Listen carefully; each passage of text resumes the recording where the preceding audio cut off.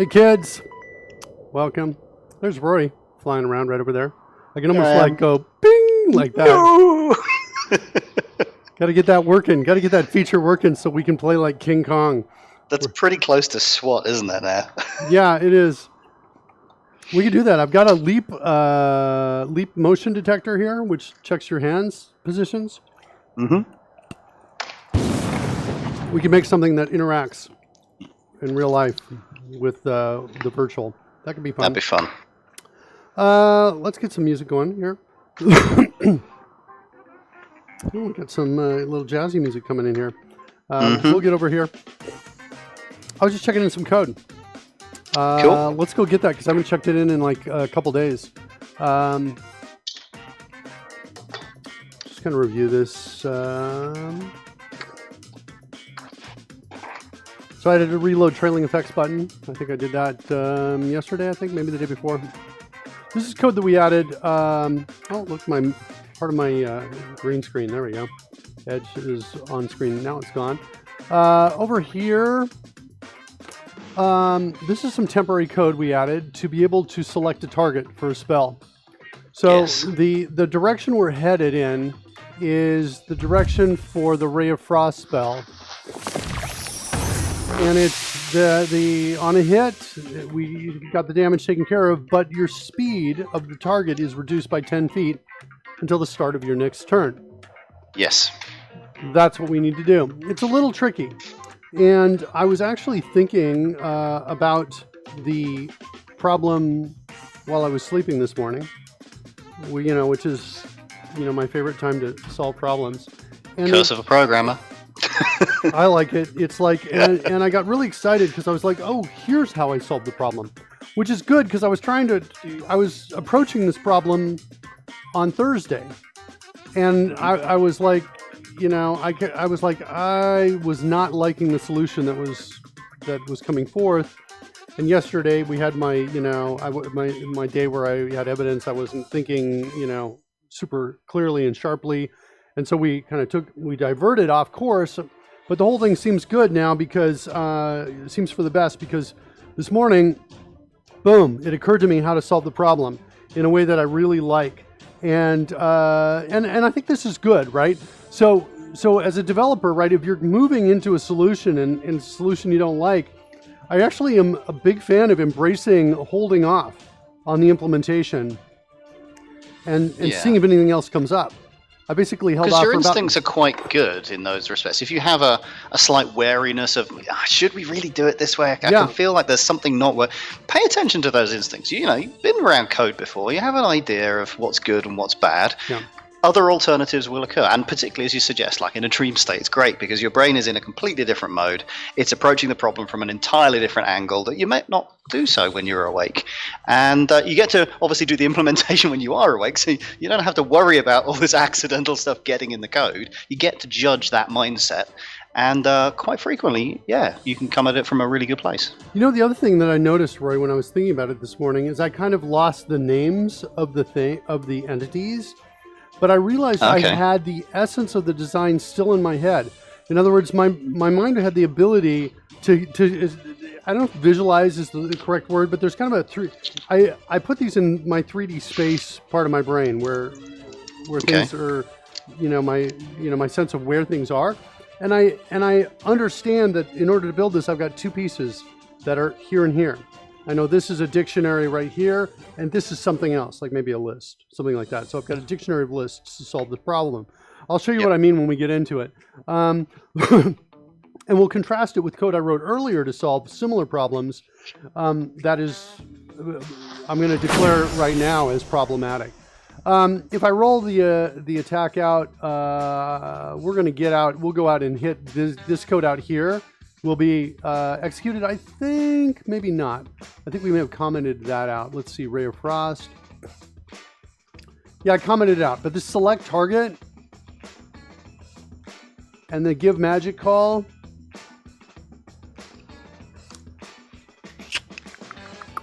That's how we're gonna implement that. Now, I'm just correlating what I'm seeing here with my dream because my dream wasn't weighed down by some of these issues. Magic is here. reduce speed 1 turn by amount. So we're calling reduce speed 1 turn. This is the parameter right here, data parameter 1, that we're going to pass into that. So that's amount that's going to come in here. That's going to turn into this magic variable here. And it's calling change speed. And in my dream, this looks like something different.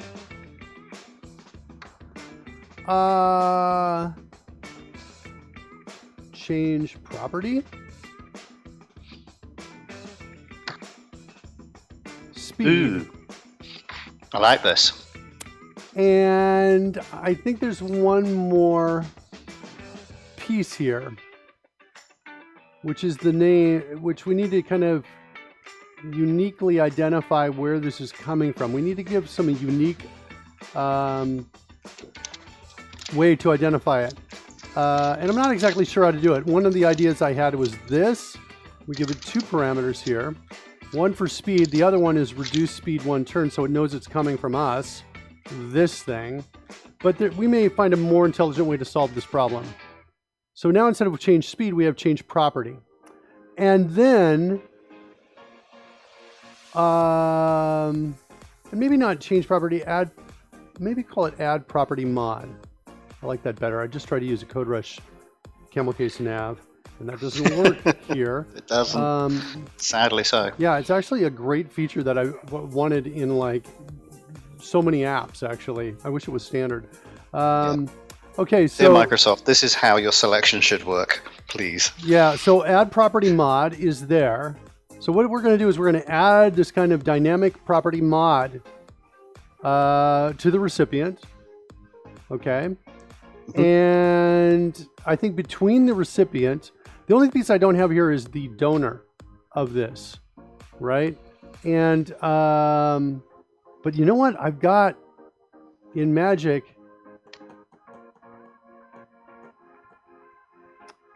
I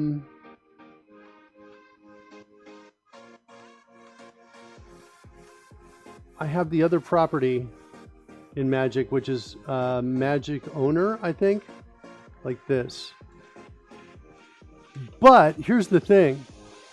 This data, the Magic recipient and the Magic Owner, since we're calling add property mod, I need to uniquely identify who owns this mod, because I can have multiple mods to the same property alive at a different so what I'm points looking in at time. you do here is that you're alluding to the existence of a list of modifications, and the modifications are keyed on a combination of who gave them to you and their sort of context of existence, right? A little bit. This is magic provided by X with an expiry date, and it will have the effect of kind of overriding or subverting these properties. So instead of getting their core value, you have to go through this dictionary and pick up the forced value or the forced adjustment on your route to actually returning it to whatever's trying to establish its sort of current value. Yeah. Lassimat says the only thing this channel is missing is channel point custom redemptions. Why would he have suggested that, do you think? I don't know. Who was on that? Who did I give that to? Fred, do you remember who? You thinking about who it was? I have no idea. I don't know who that was. Who did I assign that task? Fred, are you sure you don't know? Fred does not know. All right, well, we'll get on that, Lassimat. It's not the only thing this is missing. If you hang out with us more, it's missing your fanfare.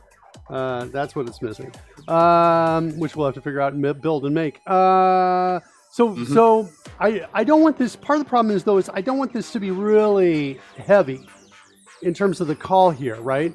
I need to, and to be honest, let me share the structure with you. Let's bring up, as we do on the show, let's bring up PowerPoint and we'll spec it out here. Let me show you what visually the solution looks like.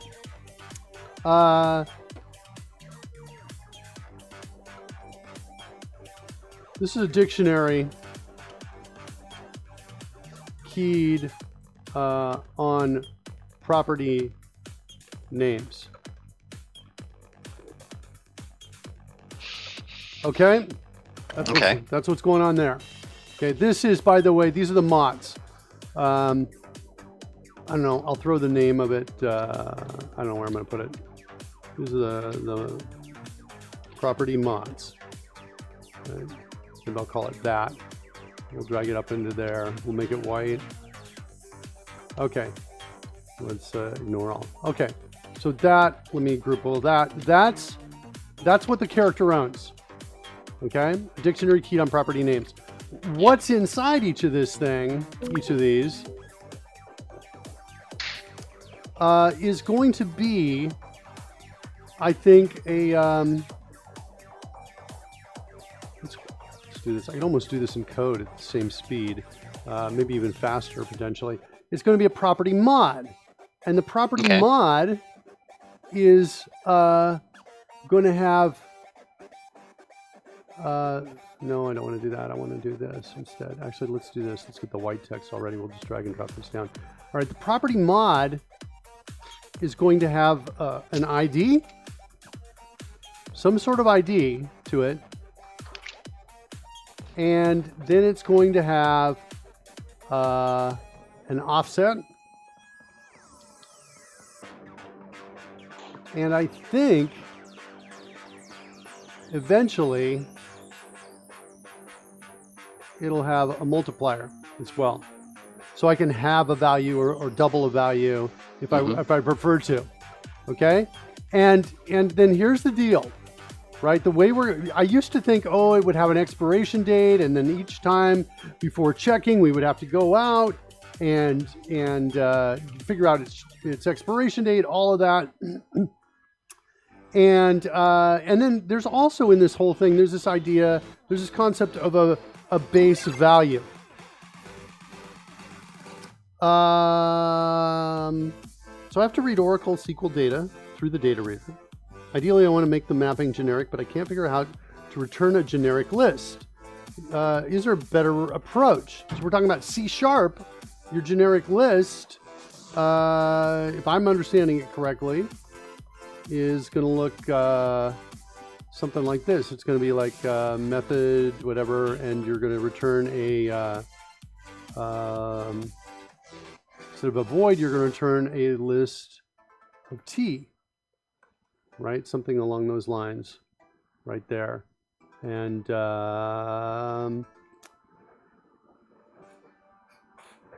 what do? I have to put another T here, is that right? Since I'm returning the list of T. Now I'm totally forgetting the syntax for this. That's not right. So C#, the generic piece is to the right of the method name, isn't it? Oh, you're right. Duh. Look at me. Okay, there, that should fix it. So, no? so this might be a get values or get value of T, which maybe takes an identity or some criteria or something like that, and then, as you say, returns a list of things which are T. And then you might say what T descends from. Like you might say, for example, like in our case, we might say it descends from spell or something like that. So that could get you a list of those. And then you would do something like this. Oh, I forgot to get the latest. Deb's got me a fix for that bug. I need to get that. And I did not do it this morning. I have to do that for tomorrow morning. And so you do something like this and you populate it. I don't know. Is that helpful? Is that what you're talking about? I don't know. It's tricky. I've not used Oracle before specifically. Yeah. But I imagine the data reader gives you facilities to read, let's say, of int and of string and of what have you, and they can be populating your T. And you can be returning your T, so that your outside mechanism doesn't have to know that it's Oracle or that it's even a database. It just knows it's getting a list of T's, which is quite a nice abstraction. Yeah. Does that help, Lassamat, or did we go off in the wrong direction there? So hopefully it was a use. So we got a base value of some property. I'll give it a try. Didn't know the where T stuff. That's really helpful. Good. Yeah. So the where can say where you want to descend from, which can be incredibly helpful. Including there's some, and I'm trying to remember what it is. I think you can do this, where T is a class. I think that's legal. And so that means you've got to stop it being value types, like string and int. That means you can construct instances of it. For example, like a new or something like that. You can also say struct, and struct is useful for actually enums, I think.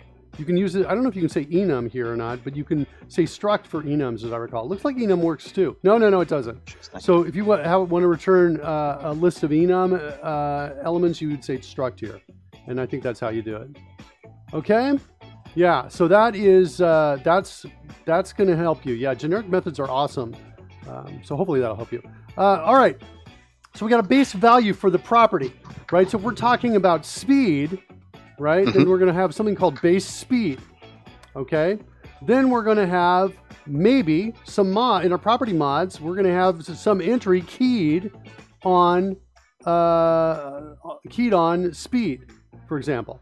And if that's the case, whoops, let's get that. Let's do this. And let's group those. And then if that's the case, we might have multiple mods for speed. Okay? So what's cool about this approach is that I'm not keying on my IDs. I'm only keying on the property name. So when I want to add or remove, I'm going to need to pass in two things. I need the ID and the name of it. So it's a dictionary of property name to list of mod. Yes. But if I want to remove a mod, I need to give it the key, right? Speed, and the ID, and then it'll find it and remove it. And then when I calculate, then I just need a method, and it's going to be faster to write this in code, but I just need a method called calculate property where it passes in this, and then and because it's coming from it'll be coming from something called speed already, a property called speed, a getter on speed.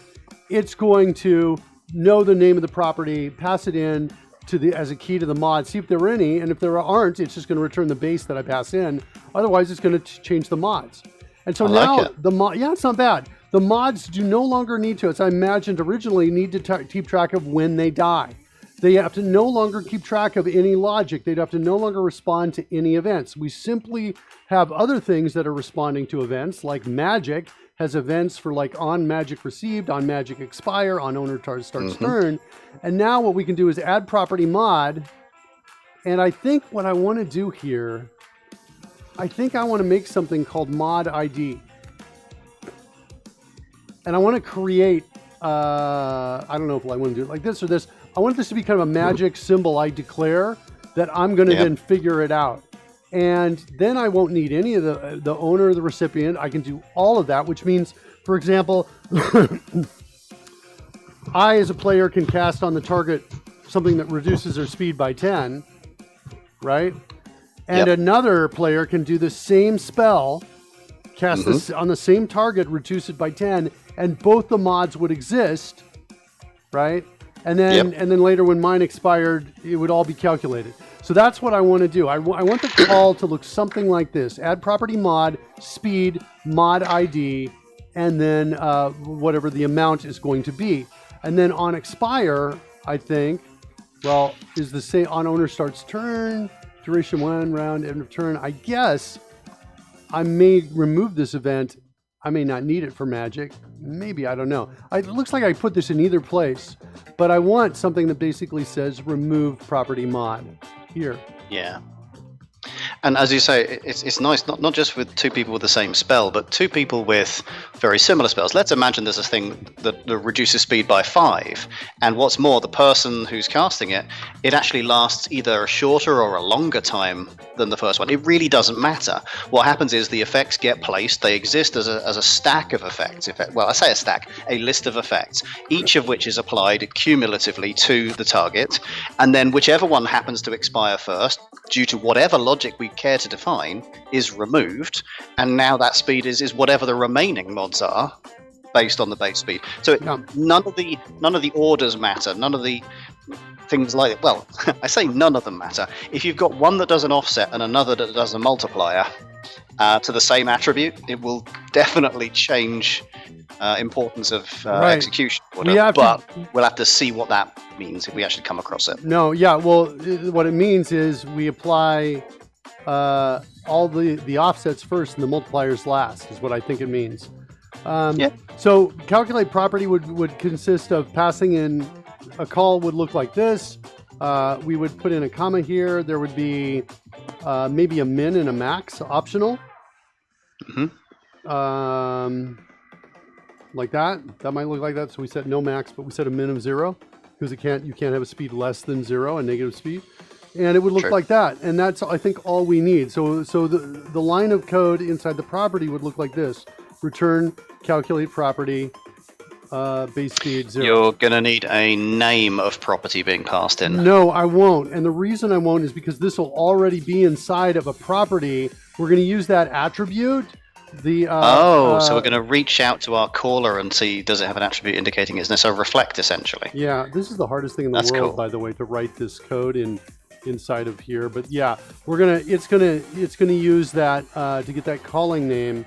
It's not going to need it because we're already in a property called speed, and so we're going to pass that parameter is going to get passed in automatically for us as the name. So Fair enough. So that should work, I think. The only thing I'm not sure about is what happens if. Yeah, no, that should be good. We'll put that at the end. I think it'll all work. So that's the call. Calculate property will pass in the base speed. Because we're here, it's going to infer that's the name of the property we want to calculate. So it's going to use that as the key to go to the dictionary if it exists. It's going to go take the min and max values and give me the answer back. It's way better than what we're currently doing. So that's where we're headed. Let me finish my check-in if I can do it quickly. Let's see what's going on here. So we're like, let's see, without escapes is used to get a random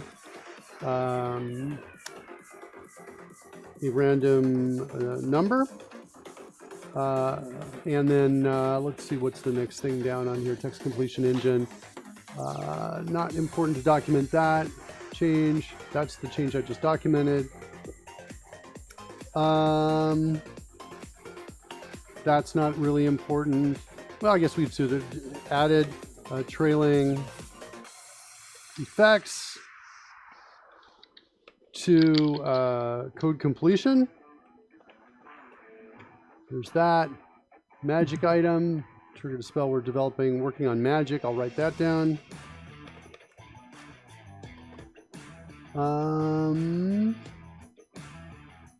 Yeah, we worked on the end of turn. This was stuff I think this has been since Thursday. I haven't checked this in.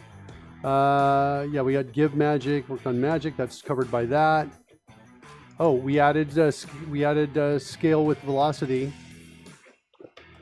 We did this yesterday. Yes, and that turned out really beautiful, I thought.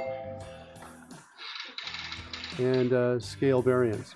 Are you just scoffing? Was that a scoff I heard, Karen Magic? Really beautiful. My code is so gorgeous.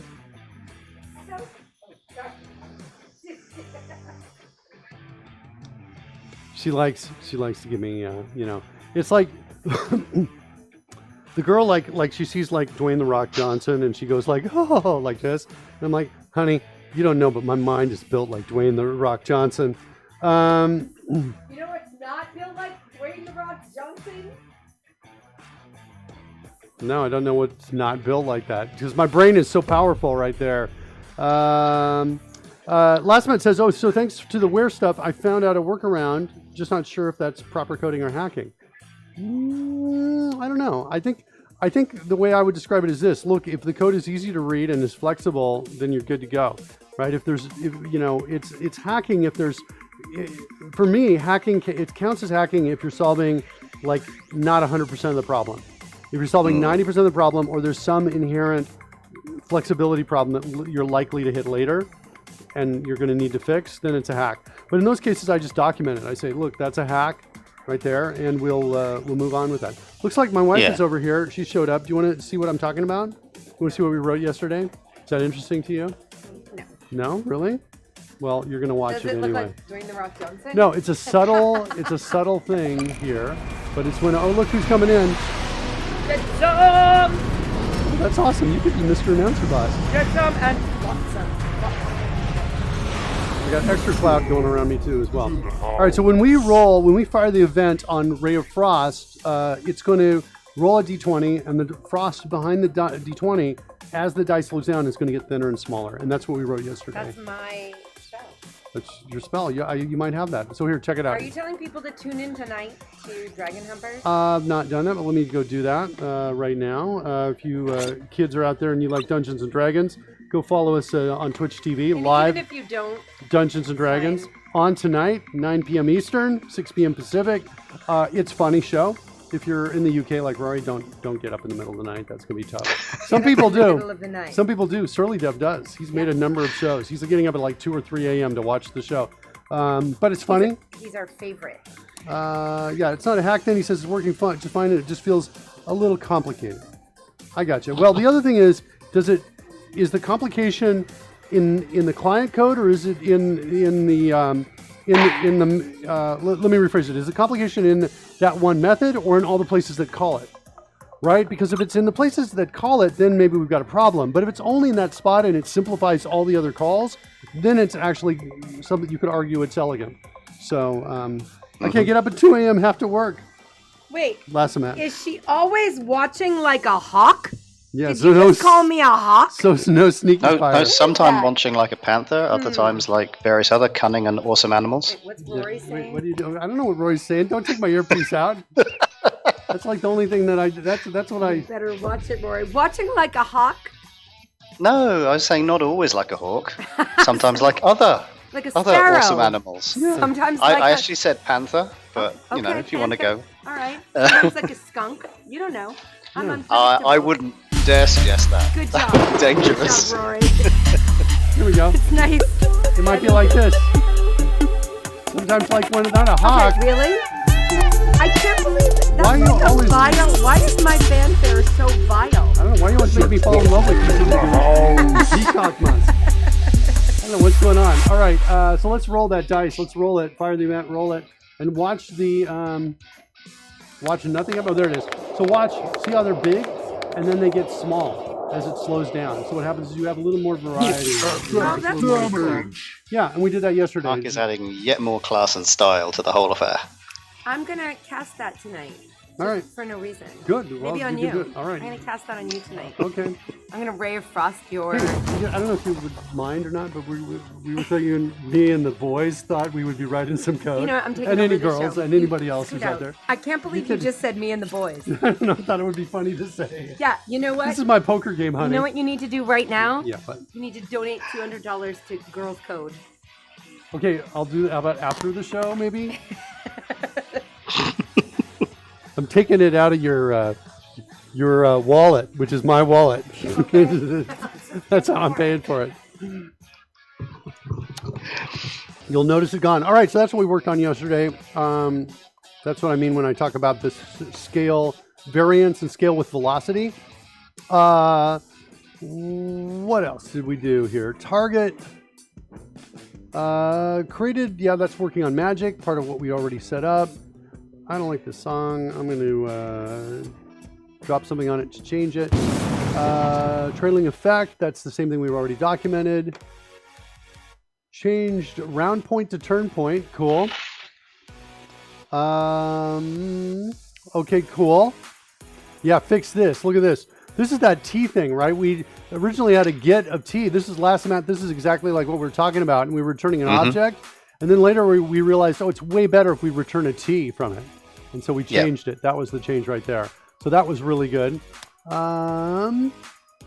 Add spell hit effect. I just made some changes to the naming of things. I added a new thing. I added a new event or new function. Added the add spell cast effect, which is different from a spell hit effect. So a spell hit effect goes off if I'm targeting and it's a successful hit, and a spell cast effect goes just when I cast the spell.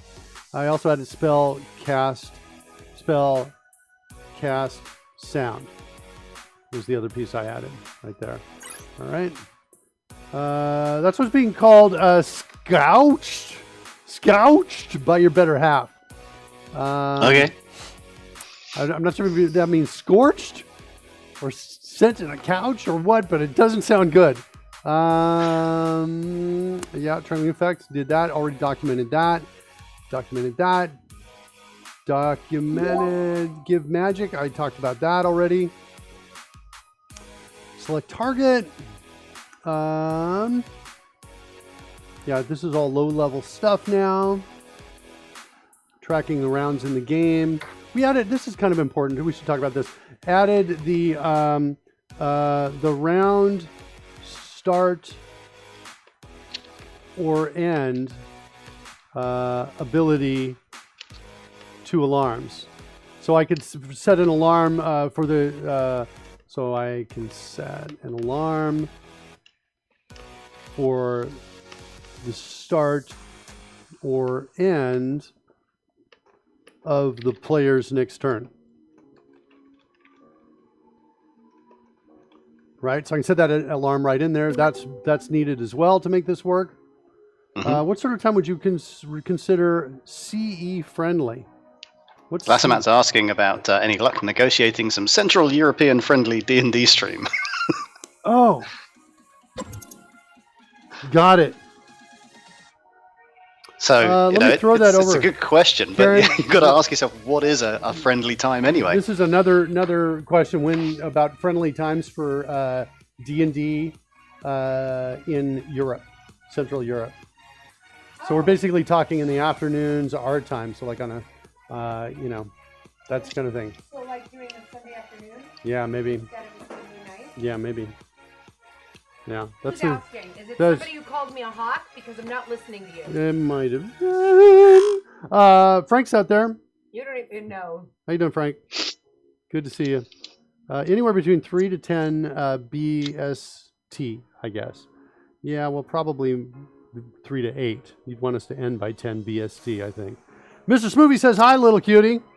Hi, Smoofy. Are we going to see you tonight, Mr. Smoofy? Yeah, we are. We'll be there. That's where we'll be. Get out there to the show. All right, just going through checking my code. There we get the alarm triggers. Talked about that. D&D game. That's all to support what we just documented. Good. Time clock, same thing. Time span, I think the same thing. Yeah, round specifiers in there. Yes. Google Sheets. Added decimal supports. No big deal there. What is going on with my fanfares? Oh, wow. Why is Deepwater keep getting removed? What magic stuff is going on here? I'm going to discard this line. How do I discard just this line? I thought I could right click it. Oh, here we go. Discard line. Right there. I don't understand why that happens. Deepwater, you're staying in. Nobody's deleting you. I don't know what's going on, but that's what's going on. All right, let's see what else we have. Dice Layer. Yeah, this is some new, just the Frost Trail stuff that we had added there. Dice Roller. This is the code we added yesterday. We already documented that. Yes. Front game. I think we're dealing with the same thing. Spark showers, things like that. Smoke column. Add sound. Deleted this because I renamed it. Good. There's my add spellcast effect. Got that. What's up with that? That's a little weird. Sometimes we get these. I don't know why, but I'm just going to come in here and I'm going to say ignore that. Yeah, we prefer not to have those. I've got a lot of those listed. Now we're going to stage all. And we're going to push change immediately. Two things I've never seen before on my projects that you have. One is those kind of files there, and two is the inability to create new projects at various points due to the create button deciding not to work. I forgot about that. That was not happy for me. All right, so we're good to go. Good to write some code today. I feel good about that now. I think we're going to... Is that kind of file happen with VS Code crashes? I don't know. I don't think I've had... have I had any recent VS Code crashes? I don't think so. I had some, I think last week or the week before, but those were caused by some stuff in CodeRush, which we have since tracked down and fixed. So I'm using one of the things we're doing on the shows. We're dog fooding. I've got almost the latest build on my machine all the time. That's not true today. There's a better build than the one I have, but I didn't download it before the show, so we'll get that tomorrow. Okay, so I think we're going to start writing code. We're going to come out here and we're going to do this. This is what we're going to do. Let me show you. Actually, I said we're going to start code. Let me show you what's the problem with the current implementation here, and what I don't like about it. It's in character, which is our player. I could almost recall change this to player instead of character. Hold on. That was very interesting. What did I see? I click on it. There we go. Ah, nice. That's not bad. Actually, I wouldn't use the circles. I don't think I'd use the circles. But kind of cool. Not bad. This is similar to something I envisioned for undo, like unlimited undo across sessions, right? So every time you open and close a session, you'd see a line right here that was separating the sessions, and then you could undo, undo, undo to the current session. But then if you wanted to undo even further, you could just keep going, right? This idea that, you know, saving doesn't really make sense. We're just going to always track instead where you were, what you've done.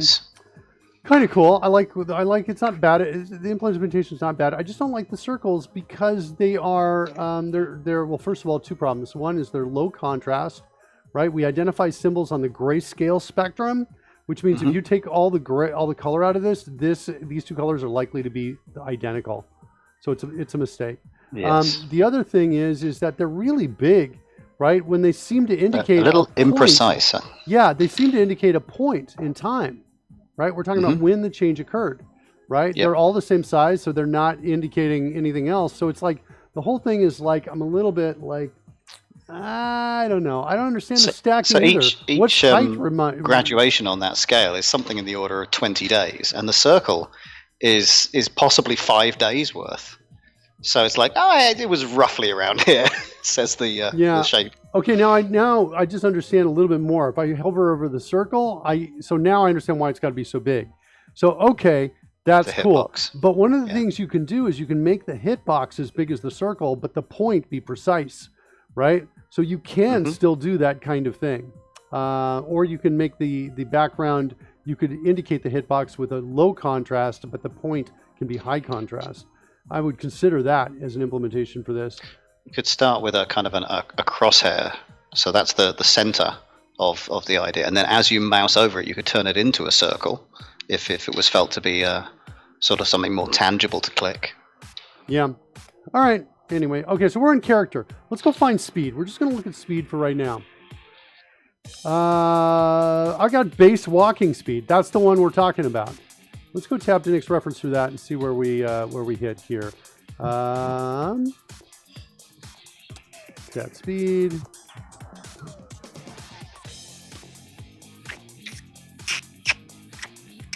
What is this? Set from character. This is in character sheets.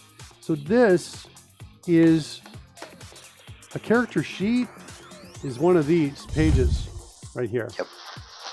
Right here. The pages in the WPF app, not the ones that you're seeing on the stream. Let me hide that scroll right there. But they're these pages right here. And so when we set that value, we are, Jetson's doing a test spoof out there. When we set that value, here, we're not actually calculating the value out like we want to. I think I want to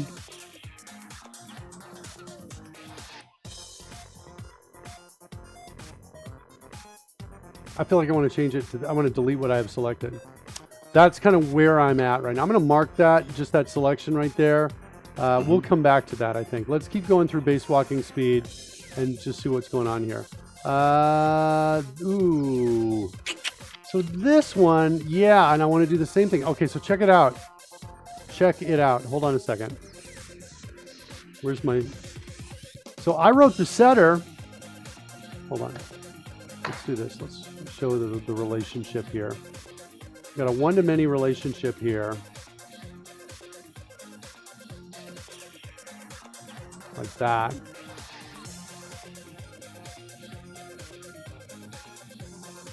Okay, so I got a dictionary of property mods. I showed the setter, but I didn't. I showed the getter, but I didn't show the setter. Let me show you the setter, because the setter is actually pretty clever, I think. Let's move these over here a little bit.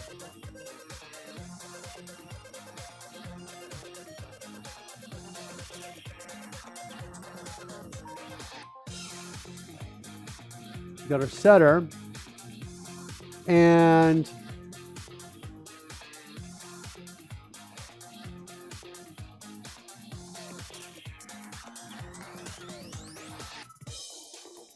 I think it looks like this. what it's going to do is it's going to figure out. So if we set the value, let's say somebody says, I'm going to make your speed be 40. Okay. And let's say you've got a property mod already that says, hey, my offset's -10, right? Yeah. If we pass in, maybe it's not set property. Maybe it is, maybe it should be get base property. Whoa, that's weird. Get base property. I think it might look like this instead.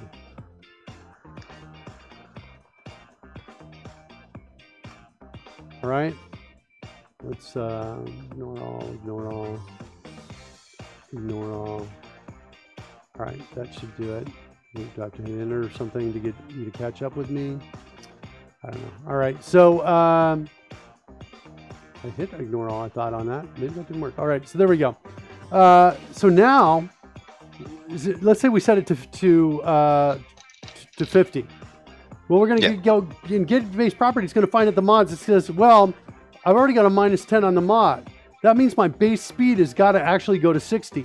So it's going to return 60 from here. Does that make sense? So if somebody... So your premise is that if you have modifiers in place and somebody tries to set something, their intention is to set it taking into account the modifications already, so that when the modifications undo, it doesn't return to the value that they set. Exactly. Now, when can we do this? Well, we can do this if we're up here and we go to speed up here and we type in a value right there, and we change it and hit enter or something like that. That's when we can change it. And so if that's the case, which we normally wouldn't do, but if we did that and there were any modifiers, we'd want the change to reflect what the user just said. So what that means here is that I need to get rid of this too. I need to create a property called walking speed. Okay, let's go back over here to this one. We're going to do the same thing, make that same change. Let's hit escape to get back to base walking speed and see where else it hits. Set field, what's this in? Copy UI changeable attributes from another character. I think this is good as is. It's just setting the base walking speed. We're not copying over. What do we call this? Is this like, I imagine this, set active player from character. Handle character sheet data changed. Okay. Okay. This is starting to feel familiar, but it is from a very long time ago. It is. I'm okay with this for now. Yeah, it is a very long time ago. It's one of the first things we wrote. Do I recall you wrote some code, possibly in this general area, that did have some mod suffixes as well? I did. I wrote some... Oh, there we go. I wrote some mods. There. Did I just get one? A couple tabs back from where you are now, and a little lower. There you go. One more, sorry. The other direction again. Or the forward direction here? There you go. 5 lines down. Saving wisdom mod, saving dexterity mod. Yes. A couple things like that. Yeah, so let's actually jump in there. Let's tap the next reference through that.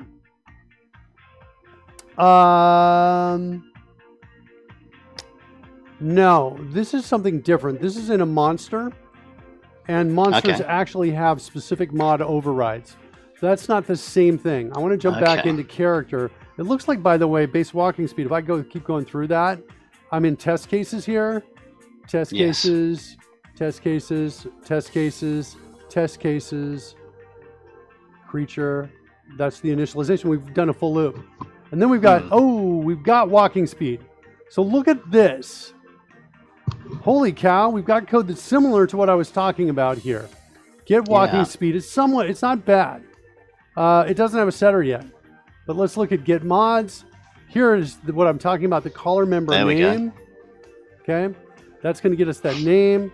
Recalculate mods if necessary. Get calculate mod. Holy cow, this is going to be tough now because I've got this existing code that's similar to what I want to build that I think is not working as well as I want it to. I also don't like this recalculate mods if necessary.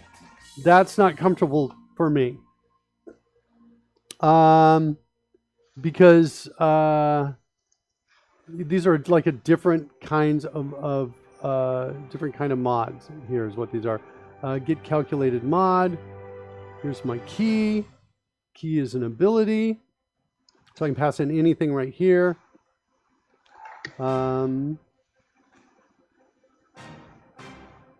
Okay.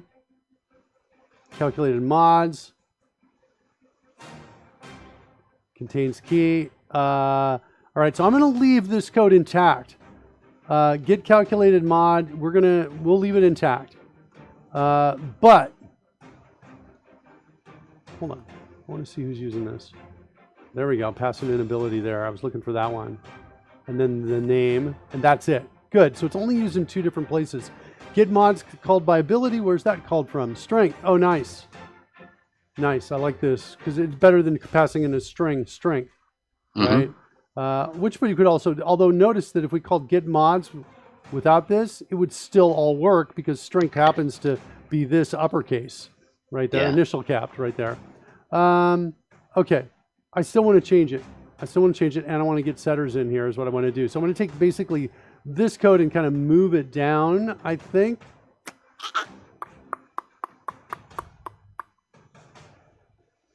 That's what I think I want to do. Let's go back into get calculated mods. What's our calculated mods look like? That is just a string of doubles. That's hence the need for the, well, I don't know. Maybe that's not entirely fair to say that. Yeah, I don't like it. It's a little raw, isn't it? It's just the number. It's not necessarily saying what you should do with it. And I guess we presume it would have been added rather than a multiplier. But you want a slightly broader context for this new facility. You want a kind of an operation implication with the data. Yeah, I do. Are we only dealing with ints, offsets? And I think the D&D rules, that's correct. But I'm going to make it a double.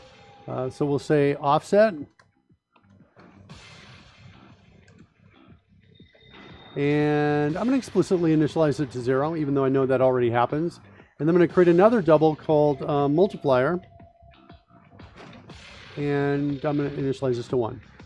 So I just want to kind of explicitly say those, put those out there, so when we're reading it, we see the intention, right? And then I need a key in here, which I think is going to be a string.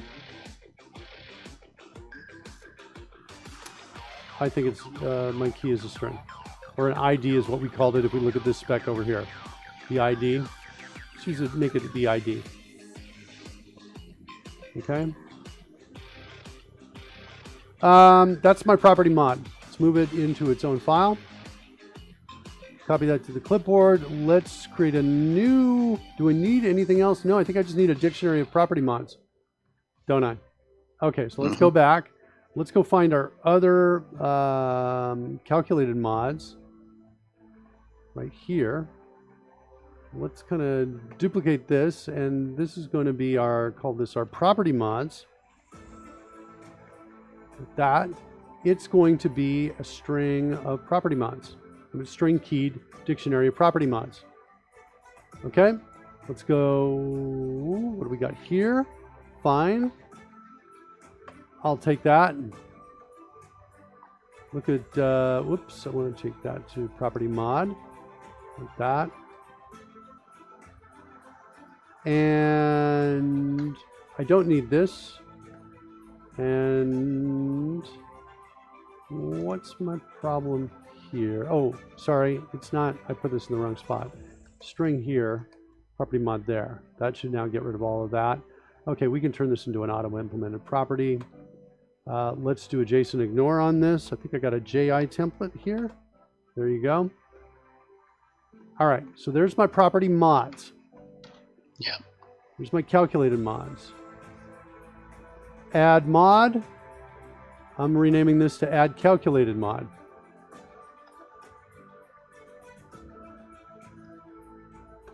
Okay, that's good. I feel good about that. I'm just going to build real quickly. Everything should be good, but I want to just make sure it's a good time to check after I do that. What? Oh yeah, walking speed. We don't have a setter. Let's go into that. So we want to fix walking speed, and I want to make it look like this code right here. Yeah. That's what I want. In fact, this may be the first time anybody's copied code from PowerPoint presentation and pasted it in to Visual Studio. So I'm going to say calculate property. I'm going to pass in base walking speed. And I'm going to pass in 0.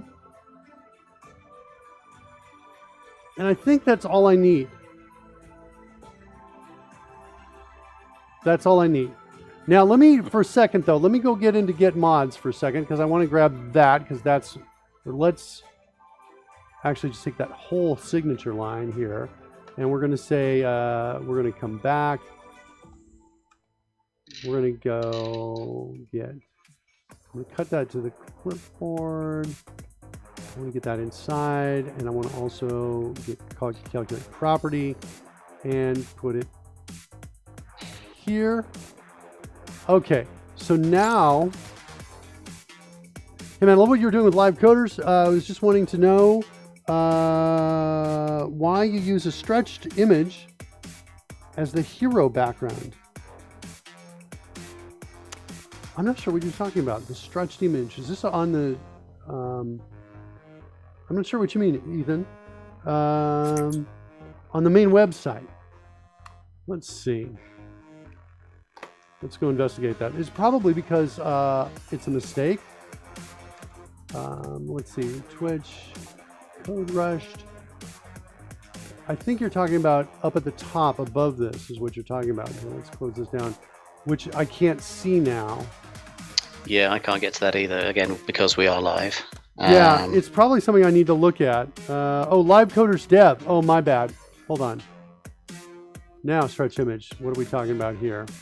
You know what? I don't maintain this. I'm not even sure what we're talking about at this point. Which stretched image? What are we talking about? Is there something stretched about the background gradient style swoosh? The background.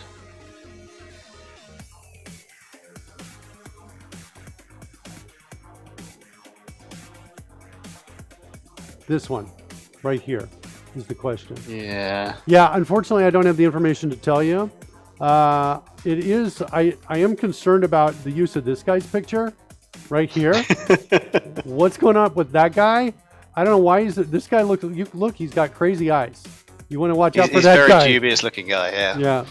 This is the guy who cannot be trusted. If you see him, you need to report him to the live coders. You need to report him. He's somewhere on the team. We're going to find this guy. These guys, look at the guys behind, by the way. The guys behind, they're clueless.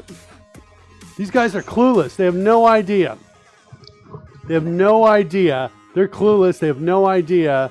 They have no idea how crazy this guy is right up here. Uh-huh. What are you doing, baby? What are you talking I'm trying to do a professional show, okay? Why do you always come in here? That's my mic. What are you doing? You can't hear with that thing. Okay, do you see how everybody else has normal faces and then look at your face? What do you mean your face? It's this guy. This is the guy we got to look out for. That guy right there. Yeah. What's going on with it? What is going on? I just don't know. I think I've somehow... Oh, you let girls into the... That's awesome. Yeah, Great. girls are awesome. I don't know what you're talking about. Okay, there we go. But you just said, let me get back to the boys while you were coding. No, I know. I thought it was funny because I thought in the moment I had only boys on the show at the moment. Seemed like that was the case. Really? Yeah. Also, girls on my show like to be called boys. Just kidding. That's not true. We totally did That's a poll. Not true. It's over for me. I enjoy the beard. It's brilliant. Oh, and the spade back. Stop digging a hole. Yeah. So this is why I need Rory in my ear at all times. It's not just the show. He pair programs my life. Is what he does. It's awesome. Okay, so let's go back over here. So calculate property. We're in the middle of working that out. Yeah. Sorry, Ethan. I don't know the answer to that question. Jeff Fritz would maybe be a good guy to ping on that. Yeah. C# Fritz. You can get him on Twitter too, as well. Okay, so we got get mods, calculate property. So calculate property is going to call get mods, and it's going to pass in key here. Yep. Okay, so we just are going to get that whole thing there. So now we've got the get mods here. Now what we want to do also is we want to say plus, and we want to say get property mod offset, I think.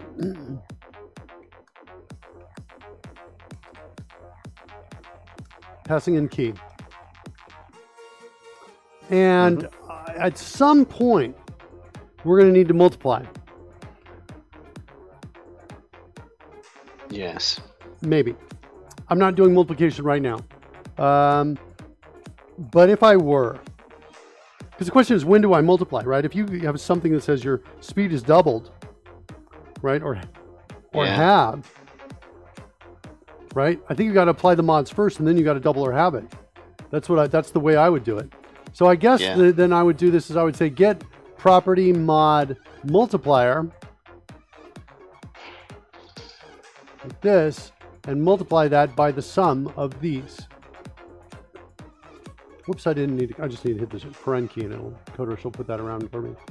All right, so that's what I think this code looks like. That seems pretty reasonable, at least as a first approximation, if nothing else. Yeah. So we look at the values from that and decide if it's correct. What's cool is this older code that was working with, calculated mods and expressions that does exist, right? There are things out there like Rage will do a calculated mod. It'll modify things. That still is running. I just was recalling, did I do, I did do a JSON ignore on the property mods. Cool. So now I need to declare these. So this is going to be a double. Let's change it to a double. And let's get this one, declare that one as well. And now we're going to say, what do we call it? Property mods. Property mods contains key of key.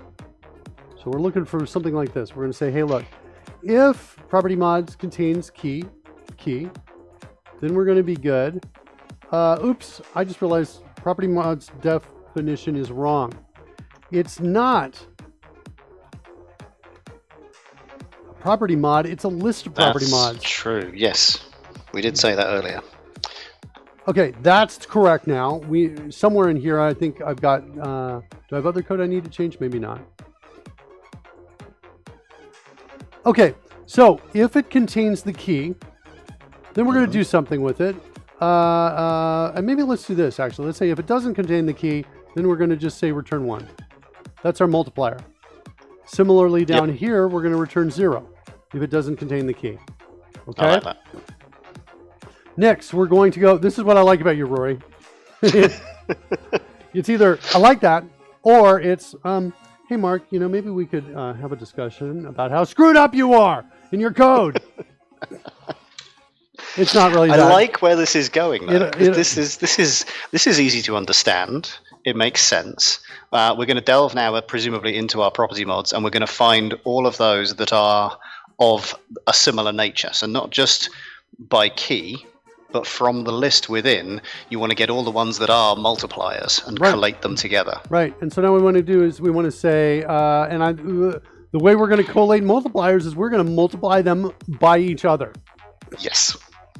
That's what we're going to do. Oh, one other thing, in our call to calculate property, we need to be able to support passing in a min and a max value. That's true. Okay. So we're going to say we want I guess it'll be a double.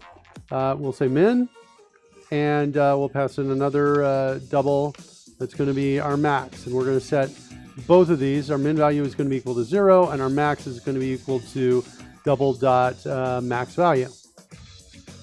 All right, good. Everybody happy and comfortable with that? That feels better. There's our calculate property.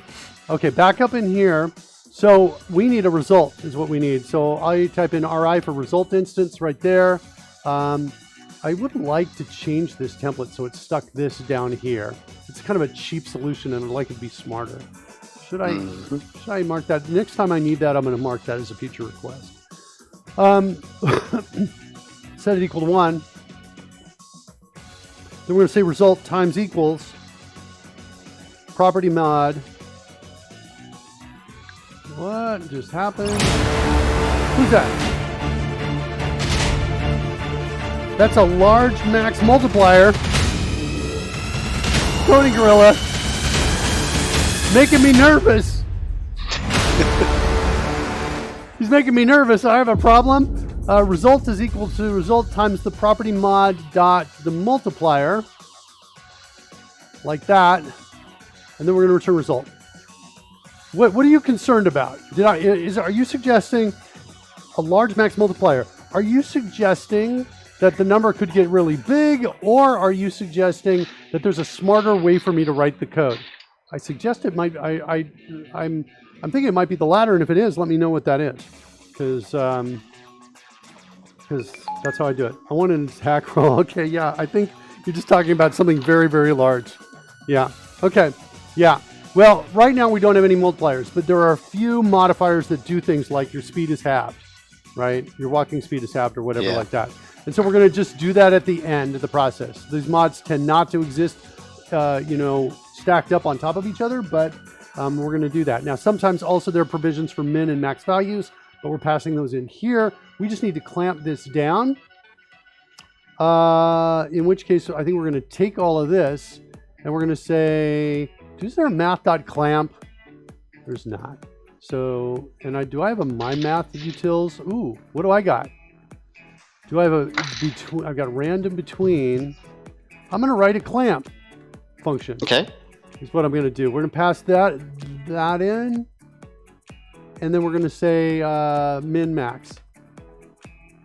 Since I've got that, we're going to go create that. And now we're going to say, this is much better to put it here, math dot, and I always get these wrong, so help me out here, Rory. So whatever the max value is, I think it's between the min and the value, right? That ensures that it's going to be at least equal to min.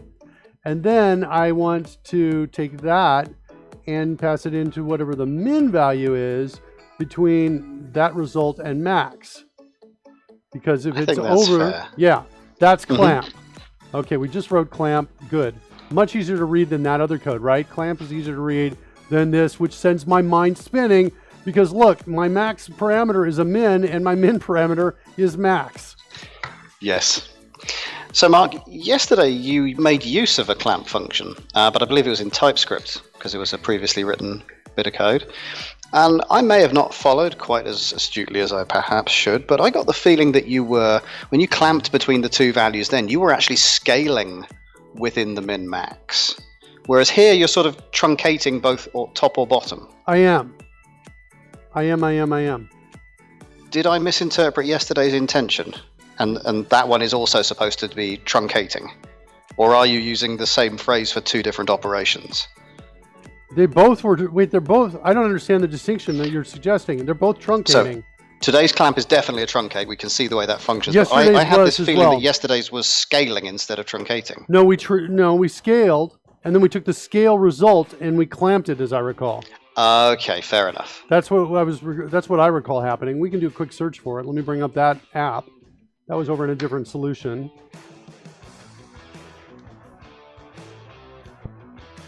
Get this up here, bring up search, clamp, see how many of those there are. I don't think there are too many.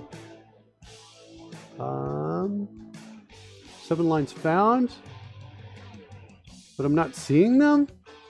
Is this that new find that's in Studio? Yeah. Find all files, which has the bin and the object and the thing. I don't like it. I'm going to do it again, but I'm going to do it again. I did it as Visual Studio was opening. Still nothing. Oh, there they are. Yeah, okay. I was rushing it. Visual Studio was opening, and okay. So here we go. Die roller, highest die speed we've seen. Oh, we did the clamp on the die speed. Okay, because we wanted to we wanted to make sure that we could normalize it. We were normalizing, right? So we said, what's the highest die speed we've seen? That was like 128. Units, okay, whatever yes. the units are per second. I was misremembering then. Okay. Good. Yeah. And so we have consistency. This is really what matters here. This is good. There's clamp there. Let's see if there was another one we wrote. Sprite scale. This may be what you were remembering. Here, again, we're truncating between the min scale and the max scale. We're using it twice. It's a scale that uses clamp, not clamp that does any form of scaling. Right. Exactly. Good. So it's truncating in both cases. Excellent. All right. No, it's good to run this. No, good to do. Okay. Double. So you've just done some clamping. Yeah, base walking speed needs to be a double. This is not declared anywhere, right? Or is it? Wait, is it?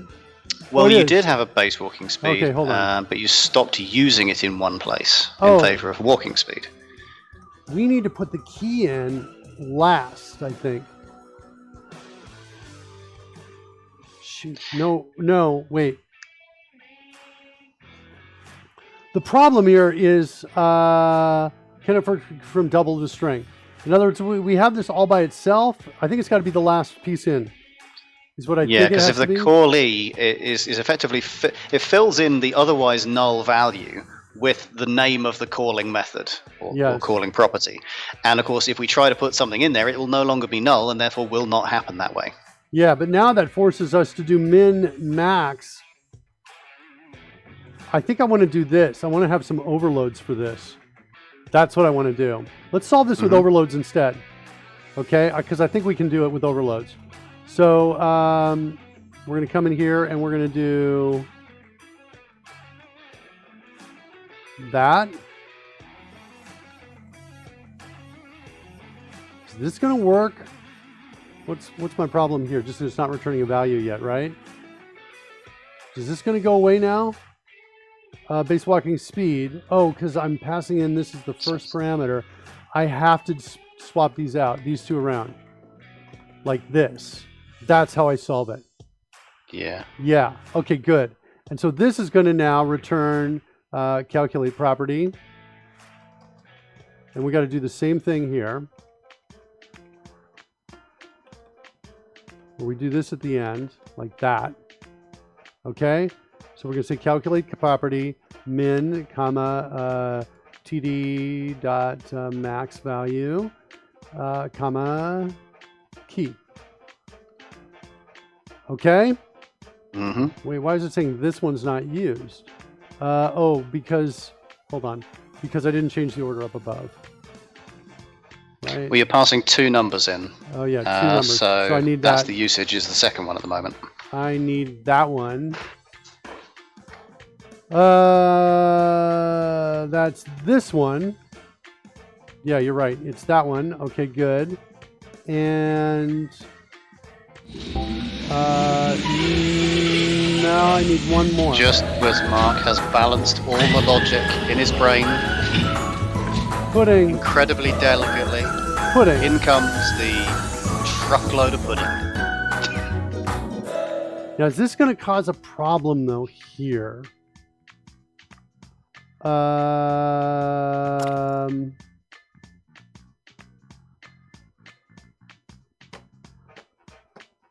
Wait, maybe I'm confused. That's the same signature. Yeah, I know. Yeah. I'm looking at. So far, you're only using what is currently the second signature. Base walking so speed far. 0. Then it gets double. Yes, yes. Oh, I want this. Yeah, here. Hold on. We have another problem here that we're not actually passing in the base value. That's my problem here. This base walking speed, this should be base value. Right. Okay, that's going to be way better. This one looks very delicious. Yeah, they look delicious. Pudding is going pretty well. That pudding just doesn't look tasty. I know, last man, he dumps it on me all the time. We need base value passed in here, and I think it's got to be the first parameter. And it's going to be required. Yes. Okay, base there. Now that's there, and now we're going to through as well. Who's that? Who's coming? He's coming in for a landing, kids.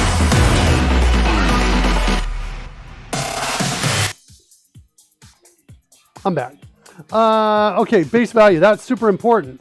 Now, if I do this, now it's going to this one. That's what I was expecting to hit. I was like, wait, why is it hitting the wrong one? Okay, so we've got base value. We've got a minimum, and in this case we don't have a max, but we can provide one. Yes. And then I think I want one more. Look who's here. Guys, I'm underwater trying to write code. It's all over my keyboard. Frogberg! Frogberg! Curse you, Frogberg! All right, I need one more of these. So now you're going to have a third variation, presumably with no min. Yeah.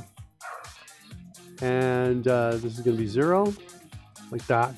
So base value, good, good, good. Okay, that was a little weird to make all that work, but it was because of this caller member name thing. Yeah. Is it possible? Make sure I'm looking at this right.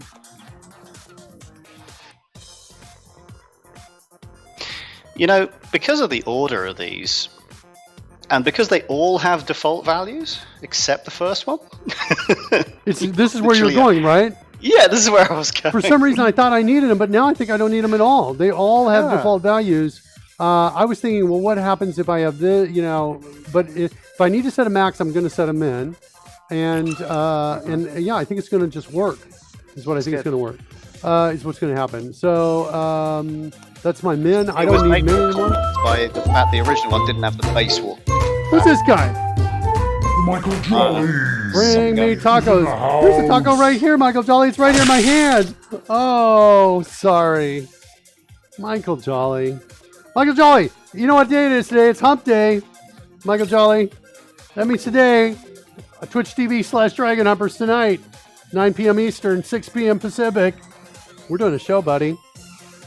And you got to show up because, you know, you bring the funny. We're just here to put your jokes up on screen.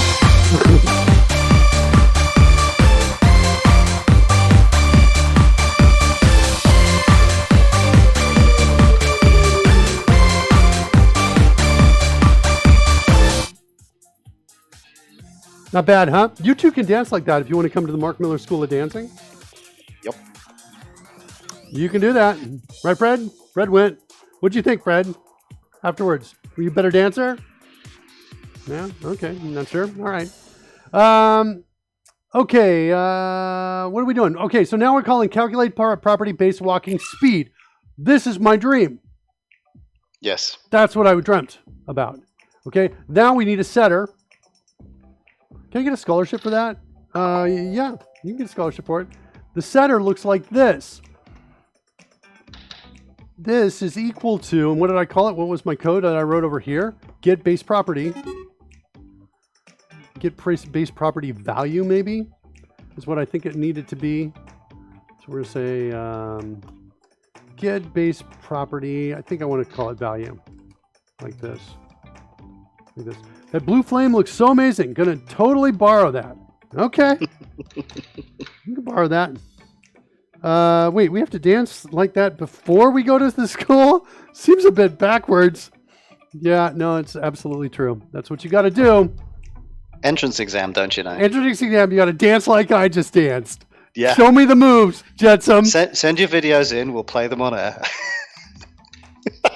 No, we're not going to do that. You don't have to do that. That'd be a good episode. You get a scholarship just for wanting to be in. The total number of graduates that have graduated from the Mark Miller School of Dancing is, well, it's one. It's me. I graduated. That's it. Okay, so now we've got get base property value, which is going to be similar to calculate property. Let's go look at that. We've got this. So we're going to reverse engineer a base value from an incoming value using the same modifications effectively in reverse. Yes. We are not going to have min or max values. Let's duplicate this, just because we're going to use some of this. You might need a min value.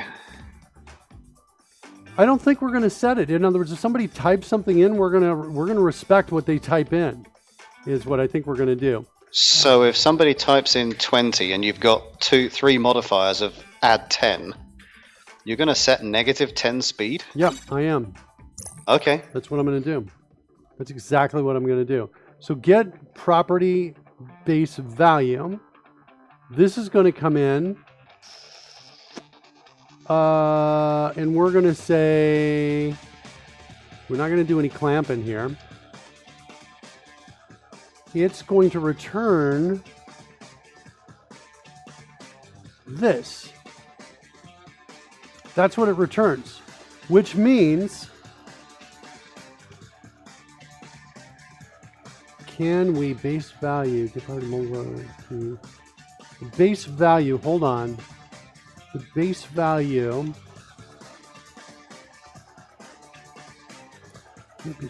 No, we don't want this here.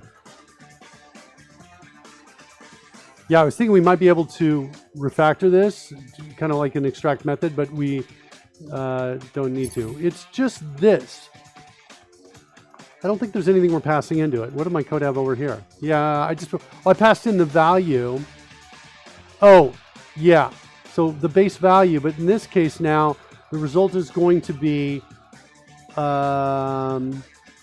this minus that. Okay?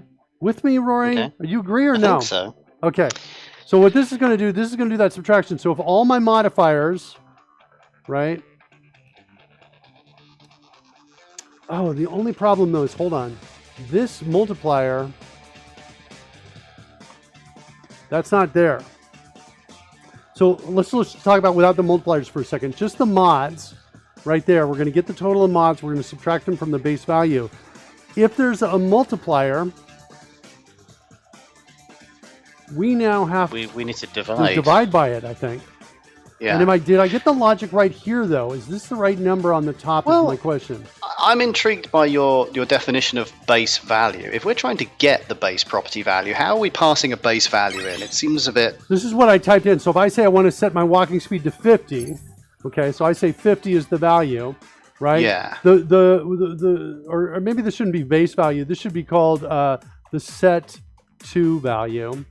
Okay, cool. Okay. That at least helps to distinguish. So we're going to take our set2 value, we're going to divide it by the total multiplier mods, and then we're going to subtract the offset mods.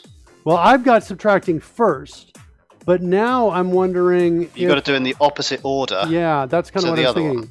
Yeah, so you agree with me that it's this, the set to value divided by the multiplier, subtracting that. Do we agree with that? Yes. Yes, that's good. So as an example, if we set it to 50 when our multiplier is well, if it's 1, it's still 50, and then minus, we know that works.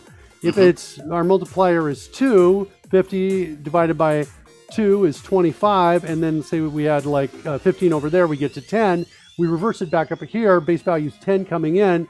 10 plus 15 is 25 times our multiplier is 2. It gets us back to 50. So yeah, that is correct. Thanks, Roy, for helping me with that. I was looking at it and I was like, and the fact that you looked at it as well, we were like, it was good. All right, what's this? Get property mod offset. What is that? Oh, it's here. Okay, we need to go calculate that. So we got our multiplier was here, and property mod offset is going to be similar, except for result is going to, it's going to change in 3 ways. Result is going to start at 0. Then we're going to work with the offset property instead, and we're going to plus equals it. Do we have suitable defaults on multiplier and offset in the property mod? Oh, one of them yes.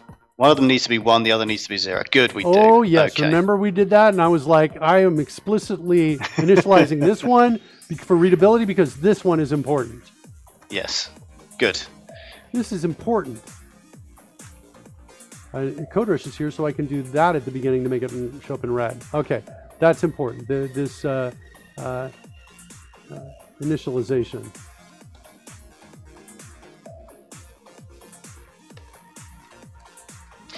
So are we, at the moment I think we are, we're allowing for the possibility a single mod might do an offset and a multiplier. Yep, that can happen. But the collective offsets will happen first, followed by the collective multipliers. Well, let's double check that. That's a really good point. Have we checked and double checked that? I think the answer is yes.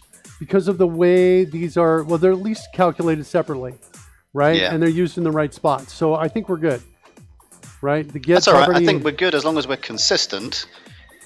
And then we can argue whether the consistent way we have got it working is necessarily correct as a separate issue. But for now, this is a good target. I think we're good. Next, we want to go over to our Google Sheets and look at the code we wrote because we got to make this work. So I've got things like add property mod and remove property mod. We need to make those two as functions. And the other thing we need to do too is make sure this works for the parameters here. We have not written this code yet to turn $amount into something that actually works here. So we need to make that work. Also, we need to implement mod ID. So let's maybe break out, my ever trusty notepad here, and let's write down the things we need. Let's copy both of those and just kind of make a checklist of things we need to do here. We need to declare add property mod. We need to declare this magic mod ID. This is a property for the expression evaluator. Mm-hmm. We need $amount parameters. We need $parameters.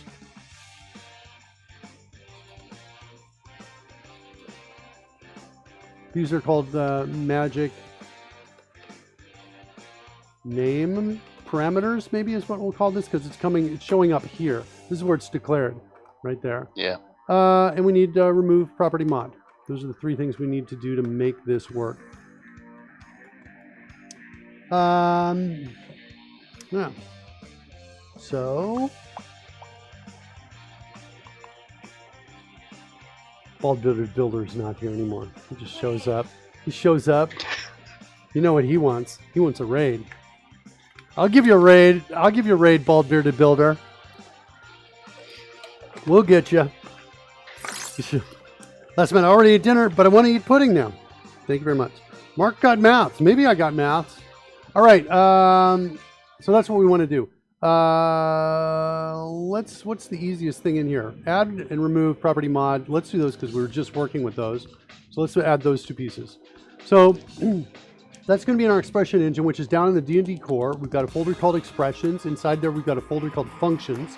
This is where we're going to do it. I'm just going to jump into something that's not too complex. I'm going to selection increase it, and I'm going to duplicate it.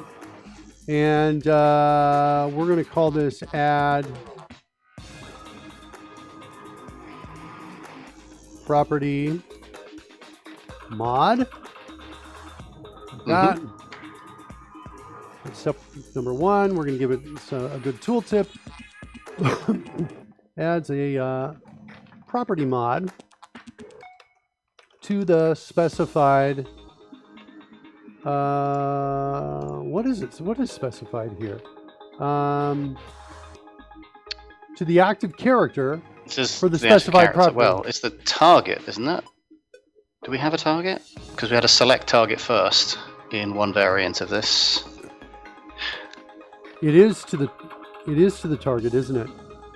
Yeah, because onReceived has the target built in.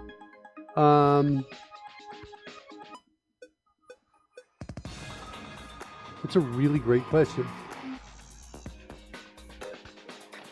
Didn't you write code that extracted the target to a variable? We were looking at this earlier and then passed it in. Or am I misremembering that?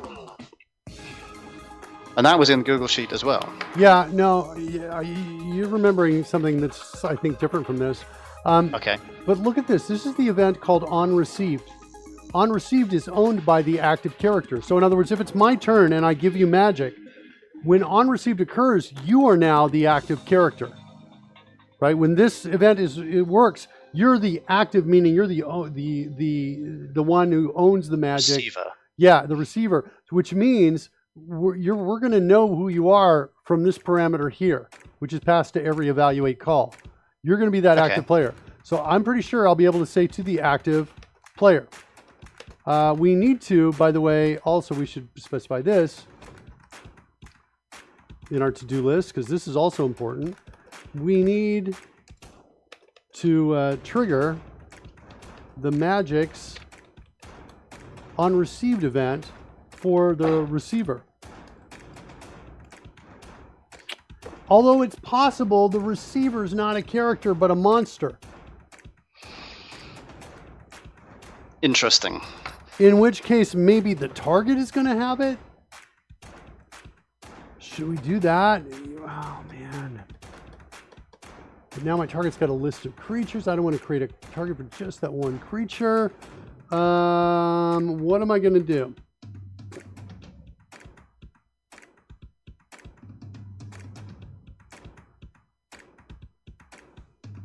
I think I'm going to create a special target. I think I'm going to have to do this. Create a special target that contains only the receiver. Okay, so that's going to be kind of a sub of this one. We need to try to trigger the magic's on received event for the receiver. Hold on, I want to put this over in a file where I can actually do something with it and save it. Let's go throw it up over into here. Well, those are our old, look at this. These are old to-do lists right here. That's what we were working on last week. I'm going to throw these pieces in here. Give it some indentation. Can you send me some? Some pudding, I assume. Yeah, I assume as well. All right, so these are the things we're working on. We need to trigger it. We need to create a special target that contains only the receiver. So now we're going to say not to the active receiver, but we're saying to the active target. Adds a property mod to the active target, because a target can be a creature, which is not the same as a player. A player descends from creature, and so does a monster. So to the active target, adds a specified property mod to the active target. Good. Okay. So then we're going to come in here. And what are the parameters to it? Let's go look at my code here. It is the name of the parameter, the mod ID, the name of the parameter, the name of the property. Sorry, this can be property name. Property name. The name of the property to mod. Okay, so in this case, it will be walking speed. Did we change this here? We did not. Okay, so we're going to modify walking speed.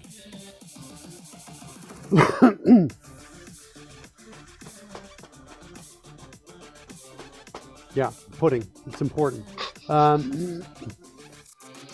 feel like there's pudding in the fridge right next to me. Yeah, there is. Can you get that out? I need it as a prop. Yeah, totally, as a prop. That's right. I'm not gonna eat. I'm not gonna eat it. I'm on keto. Is it there or no? Campbell may have had it. Oh, yeah, it's not there. Okay, looks like the kid got it. It was his. Okay, the next one's a mod ID.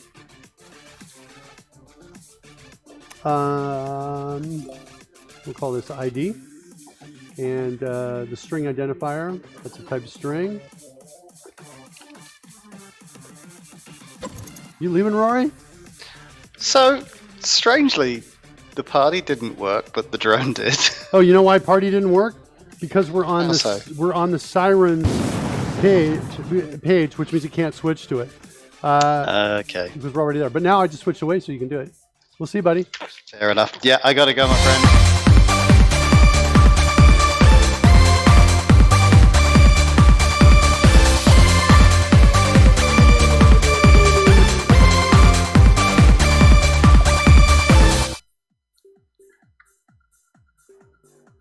Uh-huh.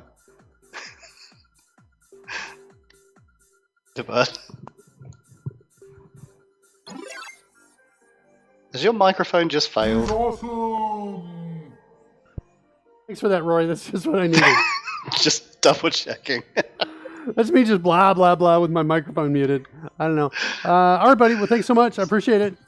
Thanks for hanging out. Bye. Apologies for that. Woo! All right. You didn't want to hear what I said anyway. Just talking about how the code we're going to do is really great. Bye, Rory. Let's change. Let's get some action music in here. Did I just lose control? Hold on a second. I want to get... let me fix something because my Stream Deck looks like it's lost control. Does that mean I can't do... Can I do that? Oh, I can do it on that Stream Deck. This Stream Deck isn't working? Wow. Okay, I have to kind of restart all my Stream Decks if one's not working. Let's try stopping that. Try restarting. We'll do the simple approach first. And does it work now? Nope. That means we're going to have to go find something running out here and kill it. There it is right there. And that task. Now start up Stream Deck one more time. Now, Get to music. Switch to action. There, it's working. Thought I upgraded you. We'll do this later. Okay.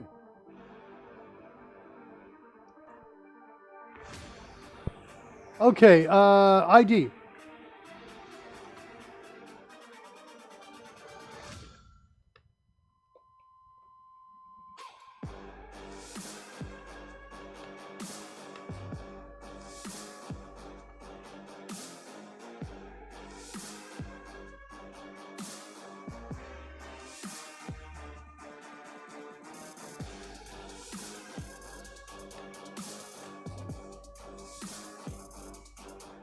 I think I want to do this, which is going to influence over in creature.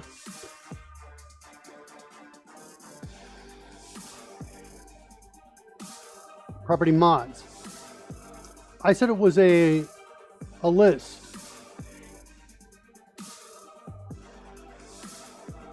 But it's not a list. It's a dictionary of dictionaries.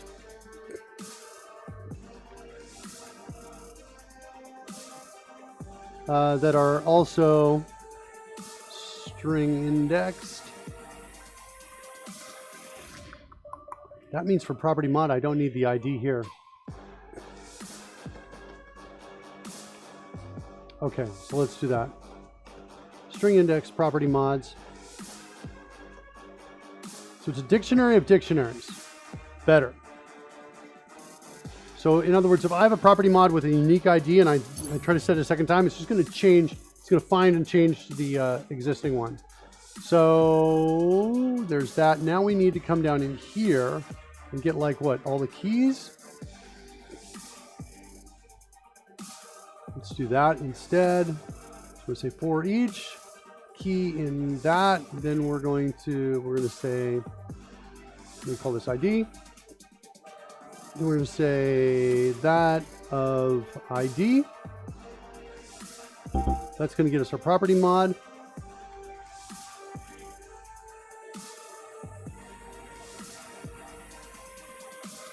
I think we can do the code like this. That's not too hard to read, I think, like that. That's what we're going to do. Got this kind of double indexing thing that's going on there. C-Films is out there. C-Films. Glad you're here. Speaking of C-Films, I know Deepwater's not here, but Deepwater's got kind of a sea-themed fanfare, which I think I'm going to play. Kind of feeling it right now. There's Deepwater right there. Here it comes.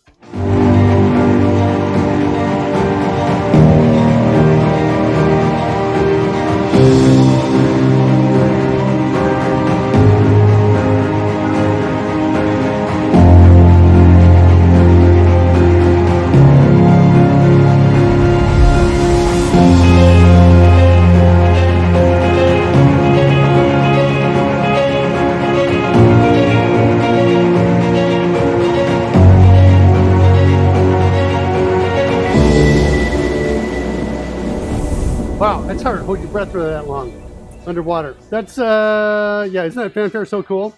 Yeah, I like that. My username is short for something. Okay.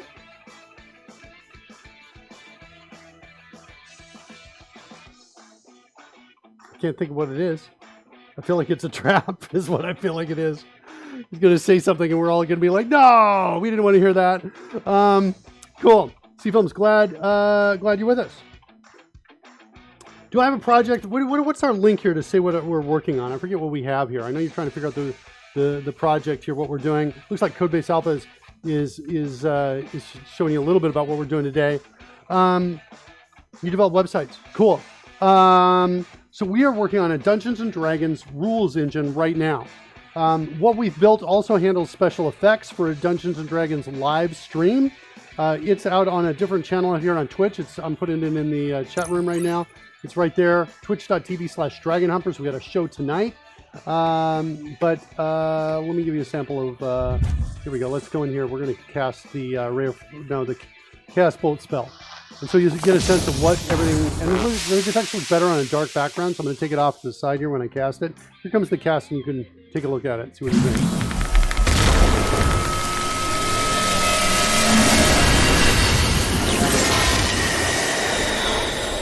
So there's Chaos Bolt. The D8s determine what kind of damage. Cold and Psychic are my choices, so I can use those. All of those effects, everything you've seen there, we've essentially built all of that on screen, on the stream. Rather, I mean to say, all of this, the animation, things like that. That's what we've done, including the spell book right here that appears. This is the Wild Magic roll, so we've got a lot of logic behind Dungeons and Dragons that are coming into play here. That's what we do. That's what we're doing on here.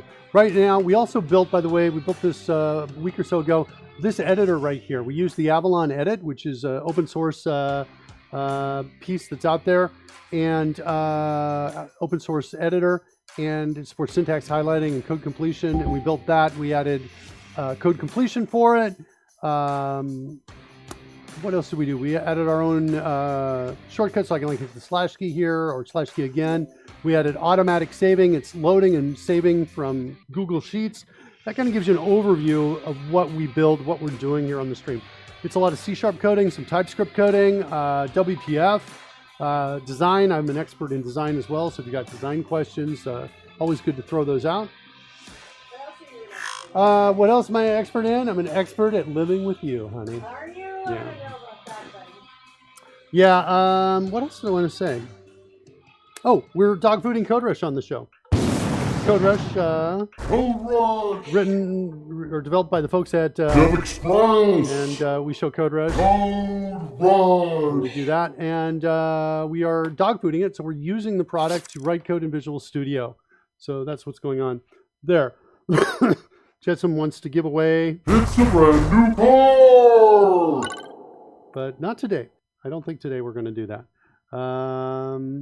Also, we may or may not get real fire on the stream soon, says Lassamat. So, we may or may not get real fire. I don't know if we're going to do that. Yeah, I know, level 999,999. Codebase Alpha is asking, yeah, sometimes there are some things that are off limits.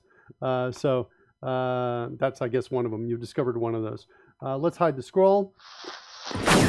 That's just a little bit of an overview of what's going on. Where did we lose the music? What's going on? Get that music in there. Got some funk genre going.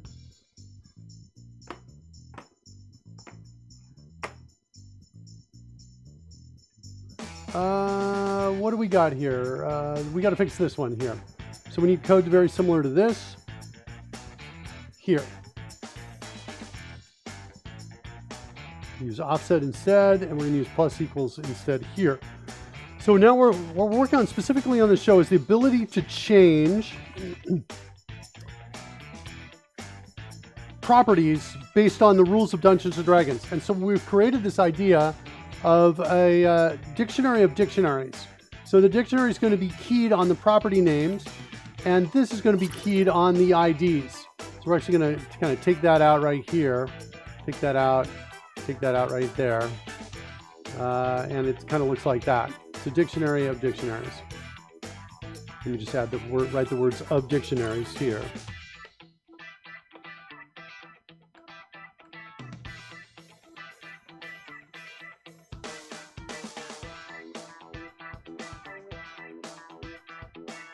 Okay, that's what's going on there. Won't be pretty. Not pretty.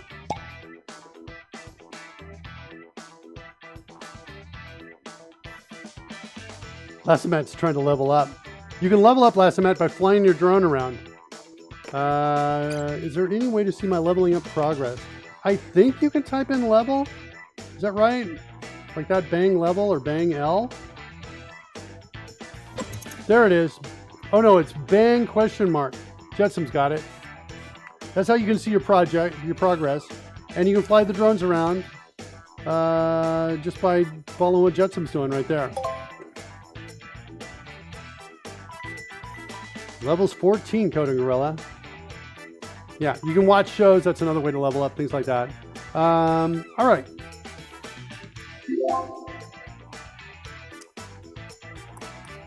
Okay, where were we? Let's go back, find out where we were. We fixed the mods. I think we were over in adding.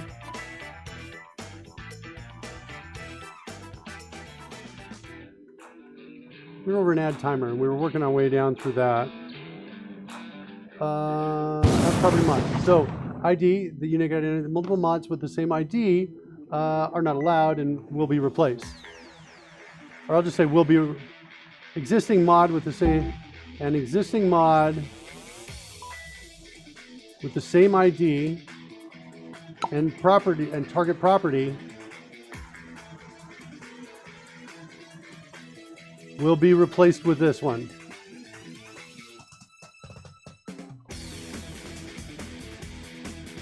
Okay, so there's those two parameters. The next one is the amount, the offset. That's going to be a type double.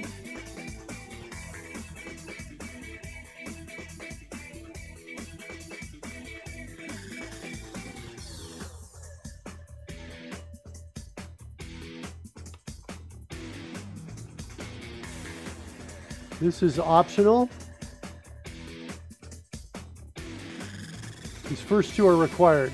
And there's a fourth parameter, which is of type double, which is going to be the multiplier. And the multiplier to multiply the property by.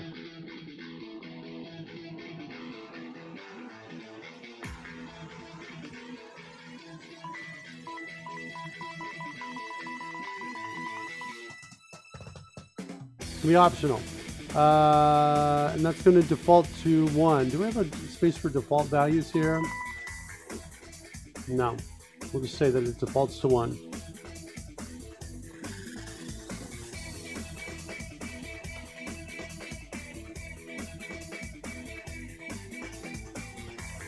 Okay, this one's required. Okay. Add property mod function. Let's go put it in its own file. We're expecting arguments between 3 and 4. I just want to make sure it's required out there. Yeah, it does. Okay.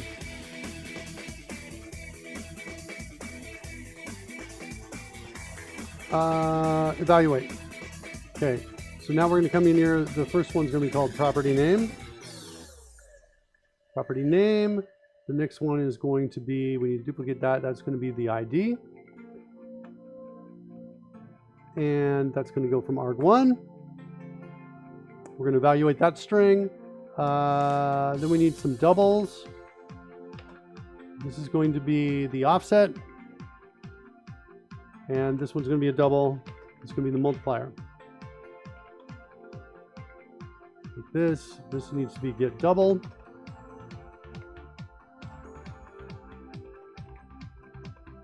And this is going to be args of 2, and this is going to be args of 3.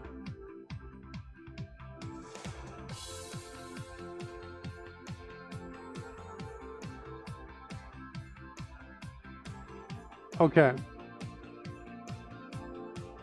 I'm not sure we need, what do we need? Then we're going to say, so player is going to be, so in this case now what we need to do, add property mod, it needs to go to the target.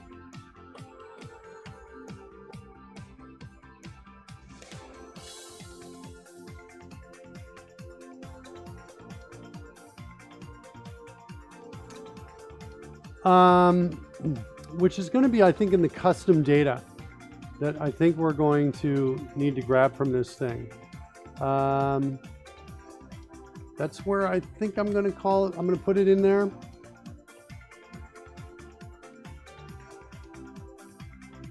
Let's go see how the custom data works.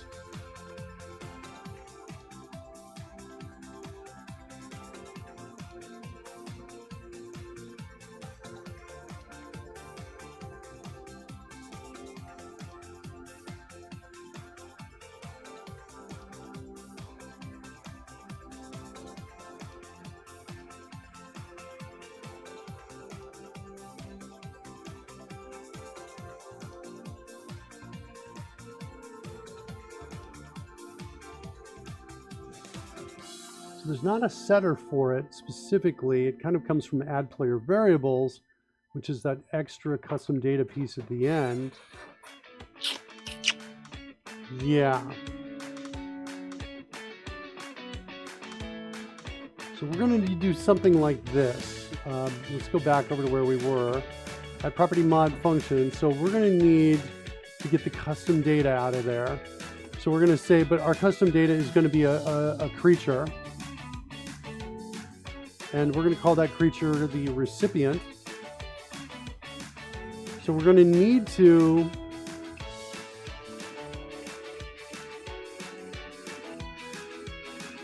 maybe not do this. Put the receiver in the custom data before we call on receive. That's what we're going to do. So we need to do that. We haven't done that yet. Okay, so this is going to be the creature, the recipient. Get that. I'm going to just... I'm going to say if there's nothing specified, we can't do anything, so we're out. What's expecting arguments do? Now we're throwing an exception. Let's throw an exception here too. And we're going to say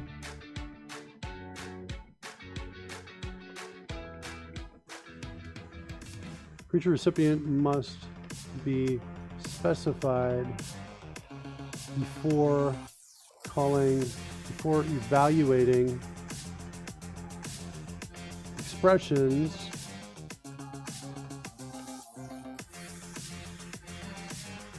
containing add property mod. All right, better. Okay, so we've got that reminder in there. There's our multiplier. And I think what we need to do is we need to say recipient dot, and then here's the thing, we added that to creature or to character. I think we added that all of that code, the mods, property mods. We need to move it up.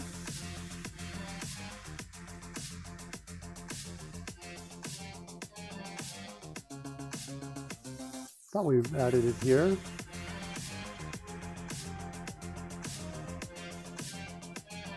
There's property mods. Let's find it this way.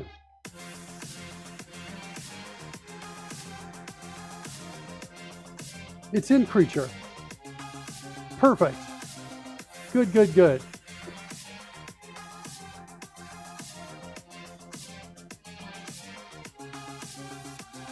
Oh, we just haven't added it yet.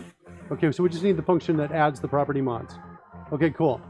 So we will come back over here, and we're going to say recipient, which is a creature. We're going to say call add property mod, and we're going to pass in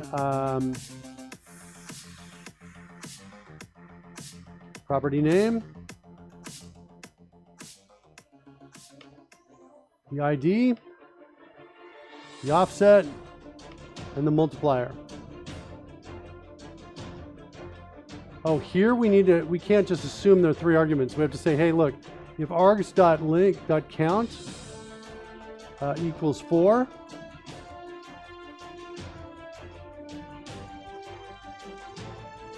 initialize that to 1 there, and then otherwise we're going to set multiplier to that. Okay, we've got add property mod, passing in those pieces, and then returning null. Yeah, we can return anything from it. Codebase alpha. Anyway, we can return something other than object from evaluate. Yeah, I've got like, let's drop a marker here. Let me jump over to, what is it? Select target. It returns ea.target, which is of type target. So you can return complex things from the expression engine, which means in my code, right over here, I can have code. I think Shillelagh does this. Hold on. Little cutie's got shillelagh.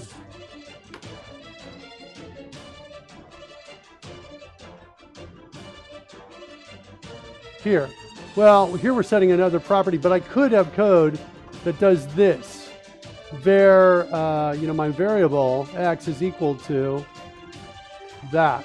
And then I can pass in x later. So the expression engine will allow us to set, to call any function we define, and whatever object comes back, we can set it in that variable and pass it elsewhere. Okay? So the answer is yes. Company Salva says, Will Bennett command reminds me that we've not seen him for some while. Yeah, when he said goodbye, he said he was going to do other things. So I'm not sure what happened. C-Films, do you have any web design tips? I got a bunch of design tips. Create a family of types to return. We could, for this function, I don't think it makes sense at all, but for other things, I'm sure you could do that. Or you can create an object, so you can be any object. When you say family of types, maybe I don't quite understand where you're going with that. Design tips. I was going to, do I have a command for SGUI? I don't know if I created one or not.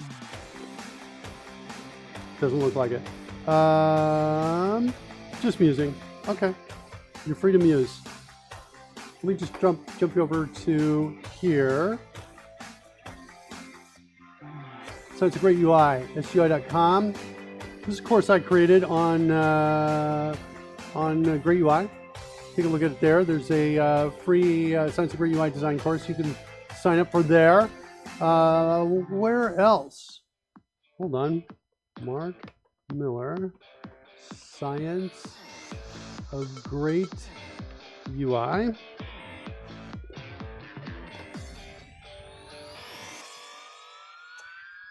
There you go. Here's one.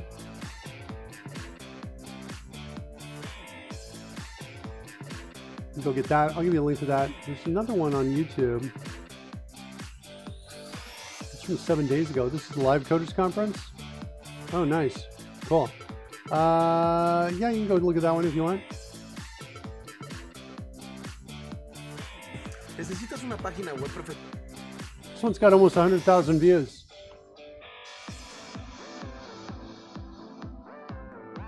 I think that's the link right there. So, science. There you go. Let me throw that out for you. Take a look at that.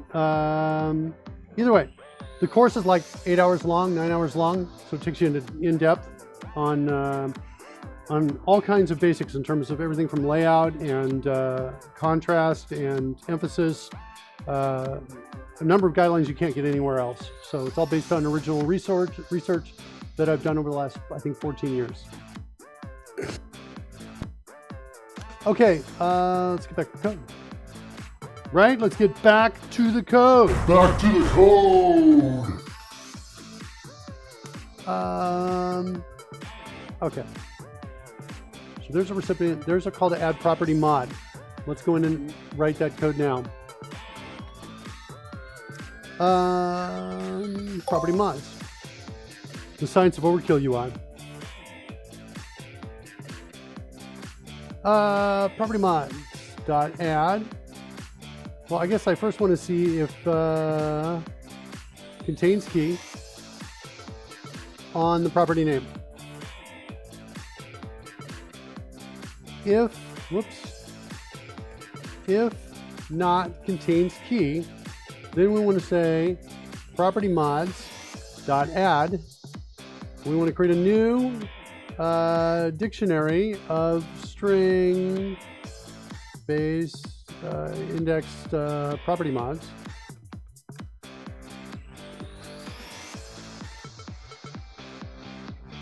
Like that.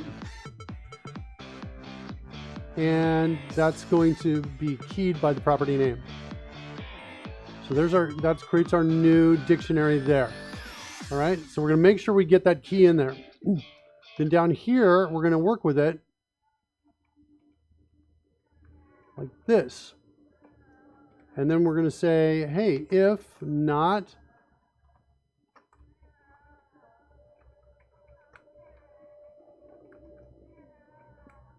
If it does not contain the key ID, okay, there's the unique piece inside of there. That's the second keying that we're doing. Then we're going to add it.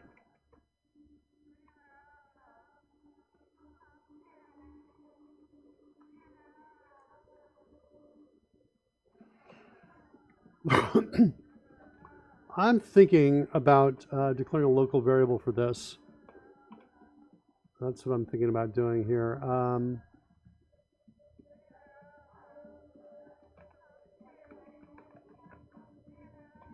thinking about doing that. So then we go down here and we say that. So we just got this prop mods thing that we're working with now. If it does not, then we're going to come down here and say add. And we're essentially going to create a new dictionary. Wait, a new property mod. That's what we want right here, right? New property mod.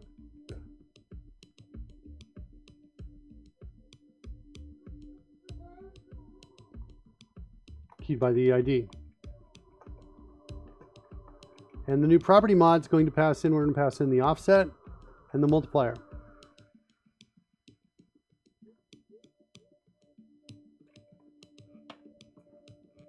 If it doesn't contain it, it's that. Otherwise, we're going to go in and we're going to say else.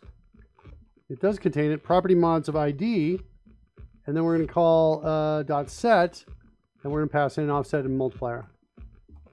That's the add, and that restricts, that's the piece, this is the code that restricts us from, how you doing, baby? Yeah? Do you need anything? No. No?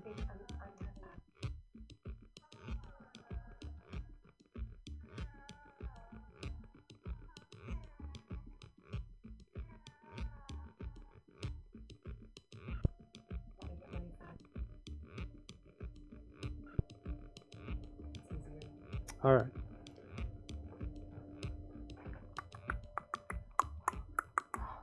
There you go right there. Okay.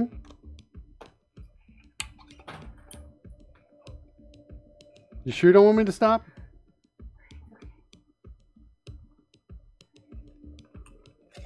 Pretty severe. Though. Okay, maybe I'm going to stop. I mean, it doesn't, you can't make it stop. So. Did I take you to the doctor?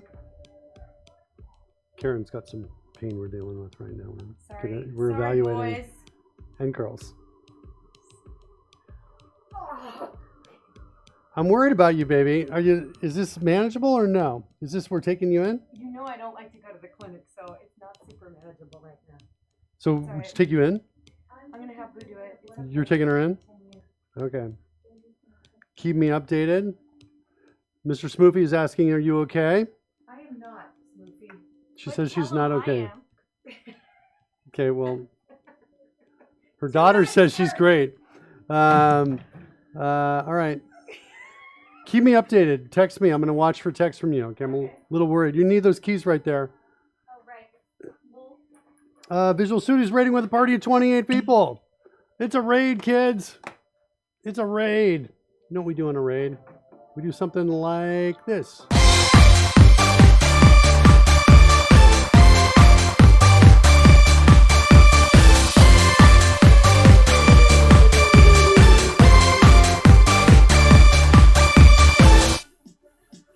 Welcome.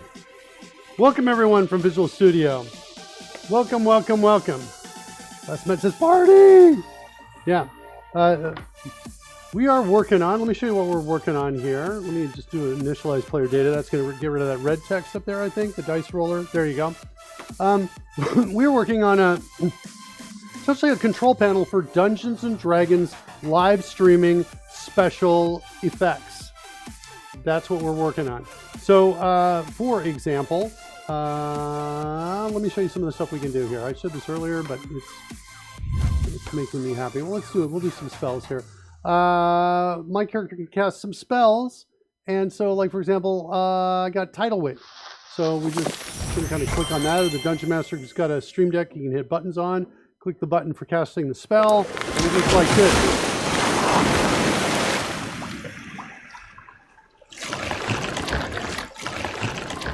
Dice are rolled, dice showing bludgeoning damage. That's the damage type on there. There's the tidal wave spell up there. There's a map that's going to go in the background for this stuff. There's that one. Here's, what other one? Chaos Bolt's kind of cool too. Let me throw Chaos Bolt at you. And we'll switch to a darker background here. I'll roll the attack and then we'll switch. I'll just move this offside here. We'll roll the attack now. Here it comes.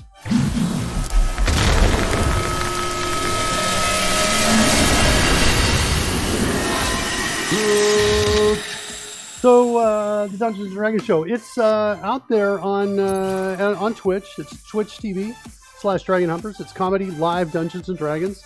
There are 5 of us across the bottom here, including Fred right over there. Fred, can you say hi? There you go. Good job, Fred. Fred's a digital puppet. He shows up there. We built Fred on the show as well, right, Fred? You good with that? He's good with that. If this is a 1, by the way, things go crazy, but it's not. And so that's it. We built all of these effects, everything you're seeing on the show, the 3D Dungeons and Dragons, the dice rolling, the Dungeons and Dragons rule implementations. In fact, we're actually working on that right now. We're working on one of the things in Dungeons and Dragons, in fact, here, I'll show it to you. Let's go bring up the Ray of Frost spell, which is there. Here's the Ray of Frost spell. By the way, notice also, look at this cool effect here. This frost cloud is circling around me, right? It's actually, if I move out of the way, you can see the smoke behind me there, right? If I come over here, you can see it over there. It's circling around me, both in front and back. We built this on the show as well. Today we're working on what seems like the simplest thing, at least mentally to keep track of, but we're working on the implementation of it, which is actually relatively challenging. And it's the last words here of this Ray of Frost attack. So if I run the attack, let me show you the attack roll on here. We can get the 2d8 cold damage, no problem. So you see that, there's the attack. That determines whether it hits or not. That die right there. There's the spellcasting effect. So we get the 2d8 cold damage, easy. But it's the part afterwards. Its speed is reduced by 10 feet until the start of your next turn. That turns out to be really challenging to implement in a system. So we're talking about a number that changes, but only changes for a short period of time. And so what we did is we brought up Microsoft PowerPoint and we laid out our spec. And we essentially said we're going to create a dictionary of dictionaries. And so we're going to have the first keying on property names. So like, for example, walking speed. In fact, let me do this. I'll call this like walking speed like this, right? So walking speed is there. And then we have dictionaries that are indexed, that are keyed by a unique ID. Like that. And so that's what's happening here. These are all these individual property mods here that have both an offset and a multiplier. So that's what we're in the process of doing. We are also changing up our expression evaluator to be able to, right now in this moment, we've added a new command to our expression evaluator called add property mod. And that's what we're implementing right now in this moment. We're going to need to also add remove property mod, and we have a few other items on our to-do list that we're going to get to. We're doing these two, and then we need to go down here and here and here. All of these things need to happen to make this work. The hard architectural work we did earlier in the show. So we created the, essentially, I say the hard or the challenging. We created the dictionary of dictionary implementation. We're kind of in the process of doing that now. We got add property mod. We just wrote that, or we're almost there, done. What's going on here? Oh, we needed to get that. We need to declare this. So let's declare this. Actually, there's a faster way to do this. And by the way, I didn't mention this, but I've got CodeRush installed. Can I get these here? I'm not going to get these here, am I? Let's go back over here. We're going to declare that. I'm not seeing it. All right, fine. Let's come in here and we'll just do it ourselves here. VD offset, and then VD again. That's a CodeRush template multiplier. I said CodeRush. We've got CodeRush installed in Visual Studio. We are dog fooding Code Rush right now, live during the show. And so if we see any issues, we'll report them. If I have any feature requests, we'll report those as well. And those will get out to our devs. It gives them a link to the show, that sort of thing. Adrenaline says, I heard D&D, I'm here. Yeah, it's pretty cool. Yeah, we're working on, let me give you a preview of what we're going to work on next week. It's, I'm going to the second machine right now, and I'm starting up Steam, and then I'm going to start up Tailspire, which is in a private beta right now. Let me start up Tailspire, and I have to also start up OBS on the second machine. What I'm going to do is I'm going to send a digital signal from the other machine over to this machine here. So let me start up OBS. Yeah. Let's go start up Tailspire. Get that screen going. Get OBS going. OBS is starting up. We'll get this for you.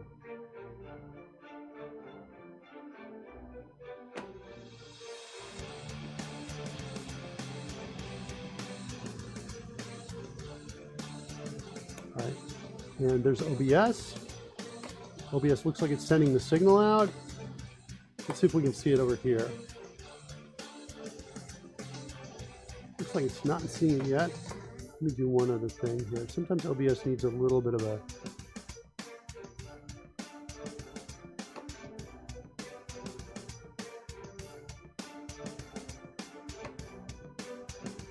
There it is, right there. Okay.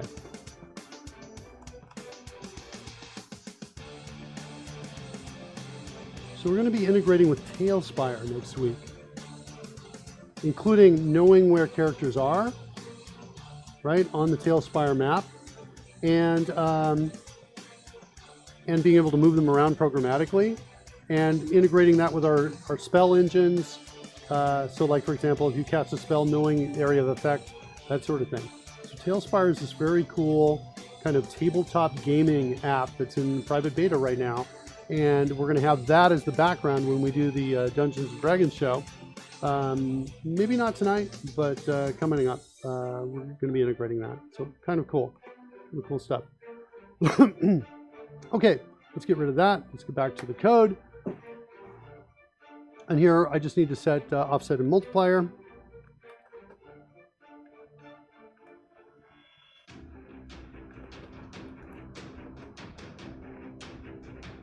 I wanted to call this multiplier. All right, offset multiplier. So there's my property mod. Then I need my set call on it.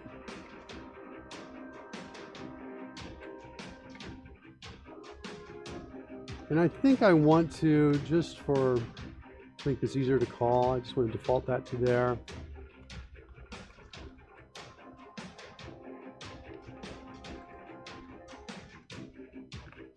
Excuse me, there we go. There. That's what the code looks like. Okay, so I've got my set call. Okay, so now I've got add property mod. So the code, this code we just wrote, add property mod is going to check to see, hey, if we don't contain a key by that property name, like walking speed, then we're going to add it. And then we're going to go through and say, hey, do we have anything with the same ID? And if we do, we're going to, if we don't have it, we're going to add a new one. But if we do, we're going to just change its value. So we got essentially two keys. It's a dictionary with two keys. The advantage of breaking it up like this, it allows us to very quickly find the ID when we want to find the specific one to remove it or add it, to know if it's there or not, if we need to add it or remove it. And we can also very quickly go through and find all of the mods for a particular property like walking speed. Okay, so add property mod is there. Good. We don't need this. This is that's a vestige of some code we copied. So now we got add property mod function. That has been built. This is what a function looks like for our expression evaluation.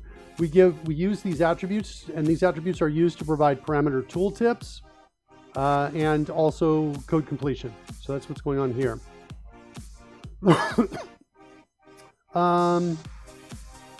All All right, next one we have to do. So I'm going to check this off. Remove property mod is the next one. That's just got 2 parameters. I'm going to select all this and I'm going to duplicate it.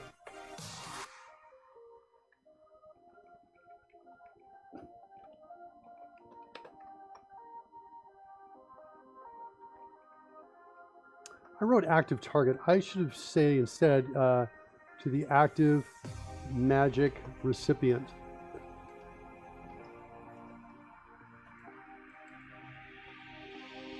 Or maybe owner. Well, add property mod is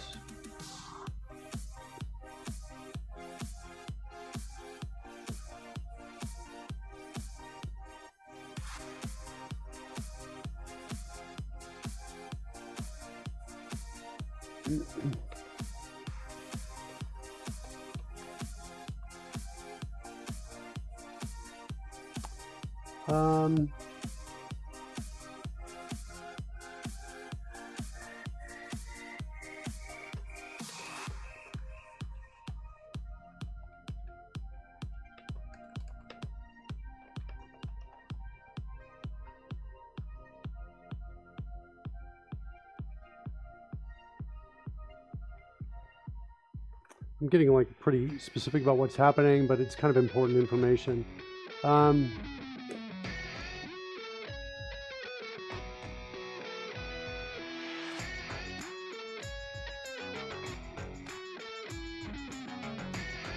Okay. This one's going to be removed specified property mod from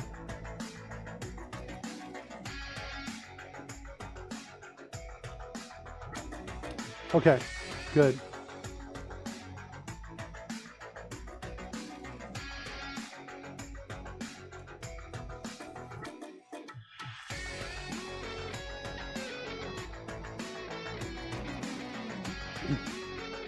And we just need the ID. Oh, look at this. I failed to call this ID. Okay, there we go. Call that ID.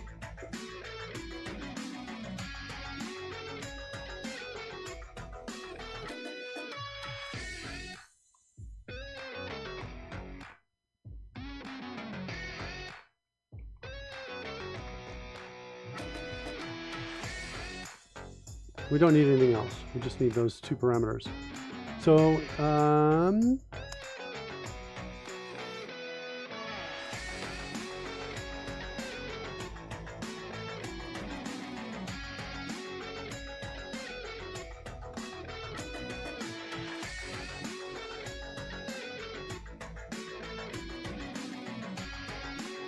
call this mod owner, expecting arguments only 2.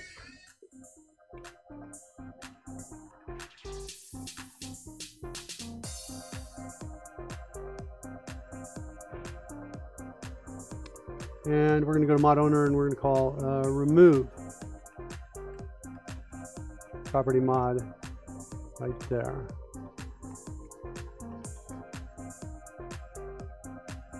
Good. Let's move this to its own file. Let's declare that.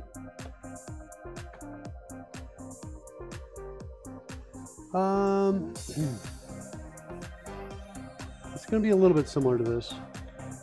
So if it doesn't contain it, then we're done. We're out. We're going to get that. And if it doesn't contain it, again, we're out. Right there. So we look for the second level of keying. Then we're going to come down here and we're going to say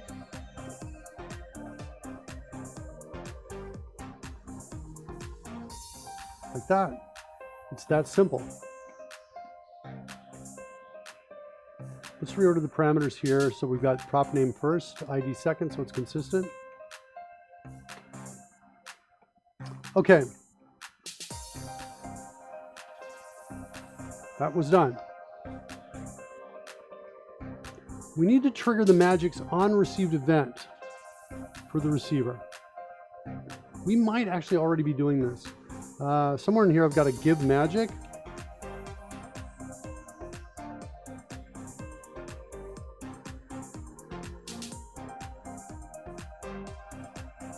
What's going on with this?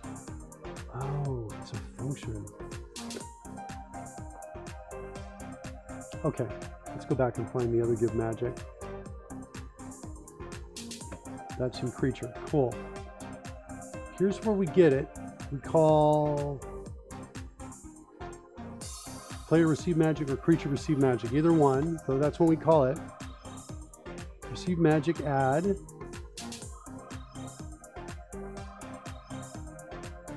Then we need to trigger the magics received.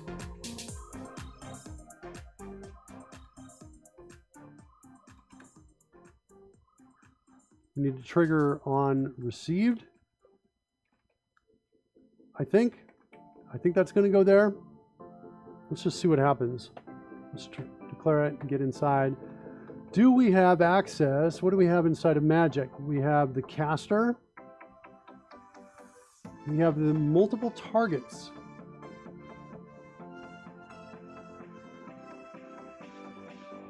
So we need to send in, let's add a parameter here, the creature. And so this is going to be the magic owner. Right there. So now we know which specific magic owner we're going to then set in the expression evaluator. So one of the things on our list here is put the receiver in the custom data before we call on received. So we want to do, I don't remember how to do this. Oh, I think I know how to do this. It's actually easy. We're just going to say expressions.do. We need to get the event. Let's go find that event. Is that event here or not? I think it's not, as I recall. It's in something we're referencing. It's in the magic item, as I recall. So I think it goes like this. If magic item dot, there you go, on received,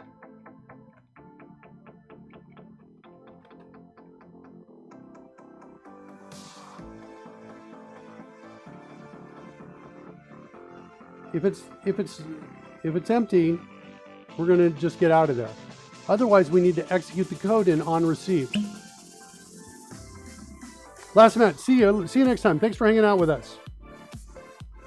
So now we need to do what's in on received, which if we look at the spreadsheet, it's right here. We got to run this command, which is going to call add property mod, which we just created. It's going to pass in the property name, which is going to be walking speed. That walking speed corresponds to, we should be able to just come in here and type in walking speed. It corresponds to this property right here. This property, this is code we wrote at the beginning of the show. We're now calling calculate property. Calculate property is going to call get property mod offset, passing in the key, and that key is going to go through all the property mods that we've added, see if we can find it by the whatever the IDs are. It doesn't matter what they are at this point, and just increment that offset. So that should all work. And then the opposite of that is if I ever assign it, which is rare. It's going to calculate what the base walking speed should be, which is this kind of hidden variable out there. Let's see, where's that? There it is right there. It's public though.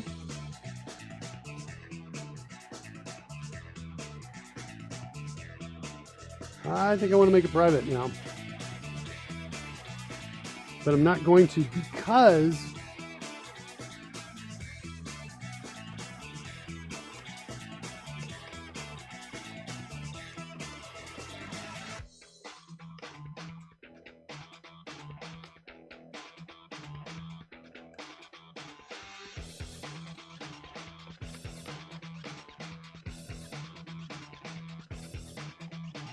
Coder's telling me I got a misspelled word. Looks like I need an E there instead.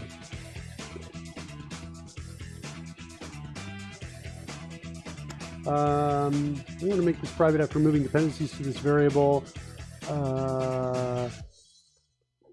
name due to JSON serialization.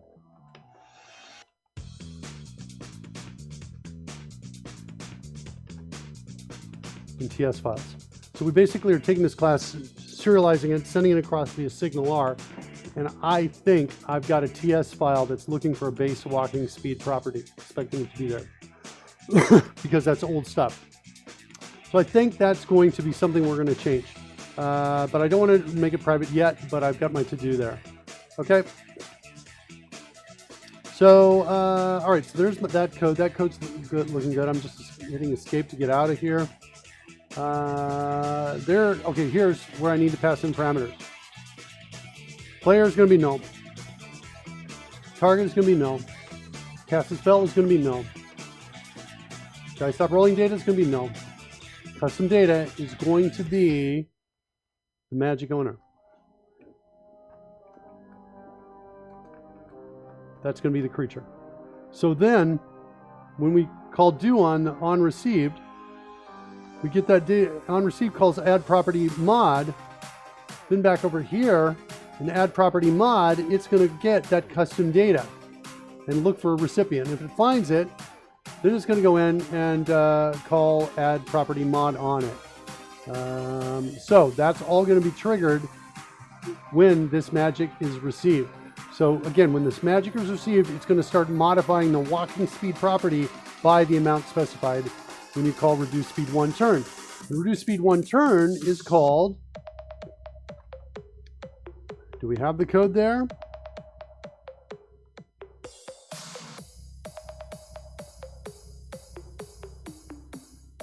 It is, should be over here in code for Ray of Frost. It's there. Give magic. So this should trigger that whole thing. Give magic. Reduce speed 1 turn. Now, I don't recall if I'm loading these up or not yet. I think I might be. I still haven't fixed. I haven't gone through the entire checklist yet. But this seems to be done. And this seems to be done.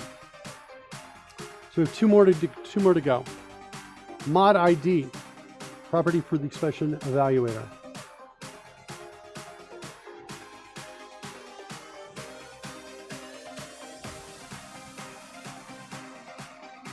Oh, Visual Studio raid. Yeah, that happened earlier. Are you just catching up, Pudding? Mod ID. Okay, so we need to come up with a mod ID.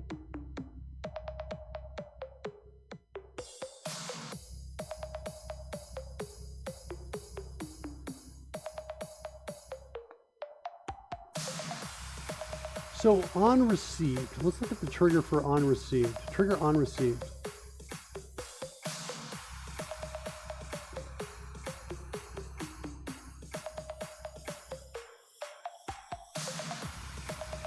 That's coming from the magic. The magic is going to be called reduce speed 1 turn, I think, and we're going to have that as its name. Magic item name. So I think we're going to do, I think the code is going to look like this. Before I trigger any event, I'm going to come in and I'm going to say magic dot, I'm going to use a static variable for this, I think. Active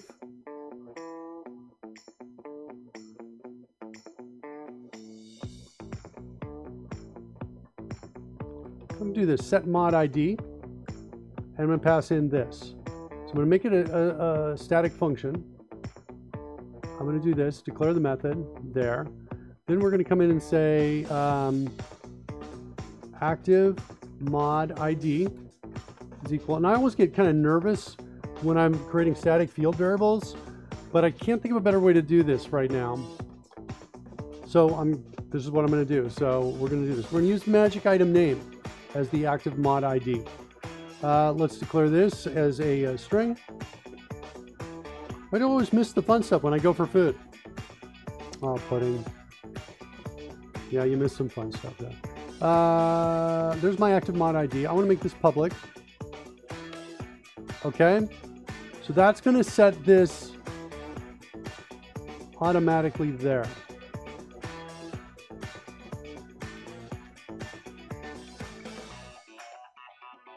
I want to also include the caster's name, the spellcaster's name. So I'm going to say, I thought I had the spellcaster in here. Owner? What do I have? Who owns this? The caster? Where's this going? Caster. Okay, it's just caster. All right. So we call this caster.name. And let's make this an interpolated string.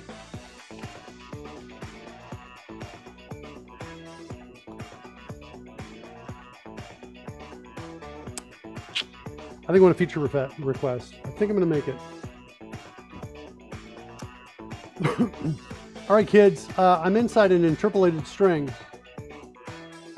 And I have this selected. I want to hold on the shift key. Oh, geez. I can make this feature right now. Let's maybe make the feature. Let's do this. Shortcuts.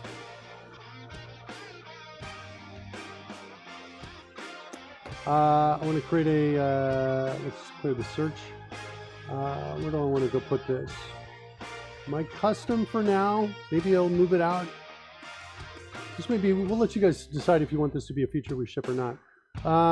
So new shortcut. The shortcut is going to be shift plus the open, for me it's the curly brace, which is shift plus the open bracket. The command is going to be selection embed.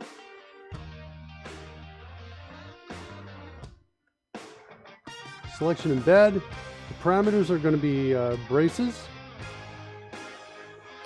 I want to put braces around the selection.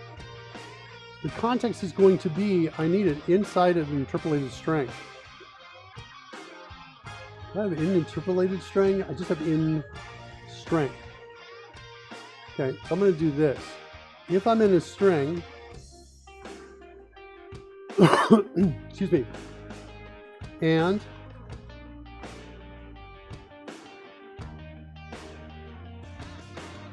left text matches regex, and to the left I have the regex function I want to pass in or that I want to match is going to be dot star, whoops, dot star. And I think I got to do 2 slashes here to escape my slash key, slash $,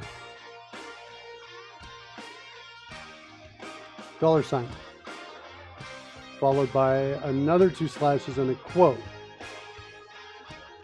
I think that's how I got to do that. This we may have to work through. Selection embed braces.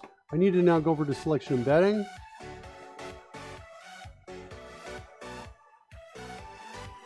Here. And I need to create a new embedding for braces. I don't think I have one. So let's come in here, new embedding. The name is going to be brace. So what I call it, brace or braces. And the style of embedding is this one right here. These icons should be way bigger. Okay.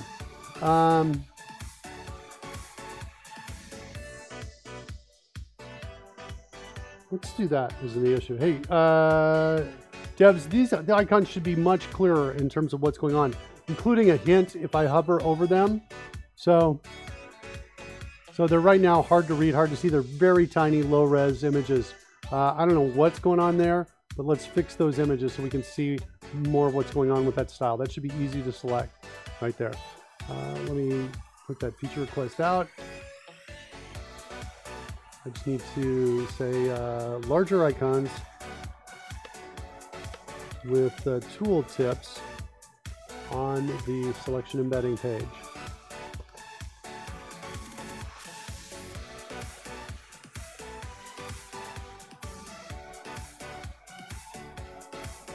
We'll put that in the chat room. That's going to mark that issue. All right, we're going to continue with trying to create our new braces. So the top line is going to be that, and the last line is going to be that. That's the start and the end.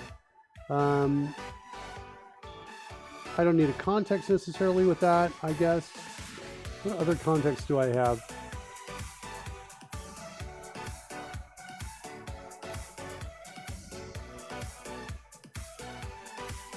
Well, I guess I could say for braces, it's got to be in a string, at the very least. Okay, I think I need to put brackets around that like that. Okay. Let's apply that. Let's go back over to the shortcuts. And I want to go, what did I say? Can I do the key I bound it to?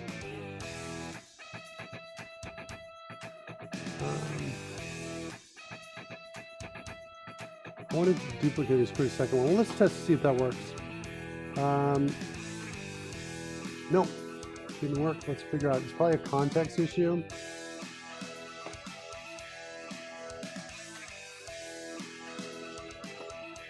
Let's clean. Let's take this off for now and see if that solves it for us. No? I'm clearly in the string.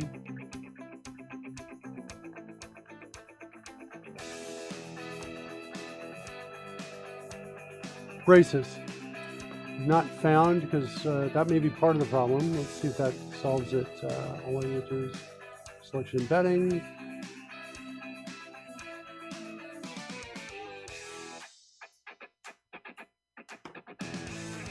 Any difference? There we go. That's what I was looking for.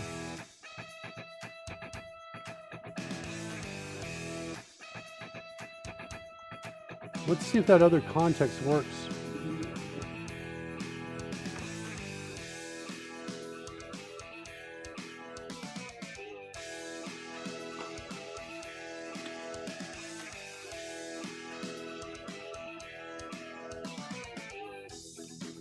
It does work. That's what I want. So if I take this away and I now try to embed in braces inside the string, it should not work. Good. But now if I put it back and I do the same thing, it works. Good. Now I just want to duplicate that shortcut. So I have one for if I hit, so I can hit either brace key and it works. So I'm going to click this button to duplicate it, and I'm going to change this binding to Shift plus the other bracket. And now all I have to do is hit either of those two keys just to test that. Select this and hit Shift the other one. Good, much easier to now declare these strings. Not bad.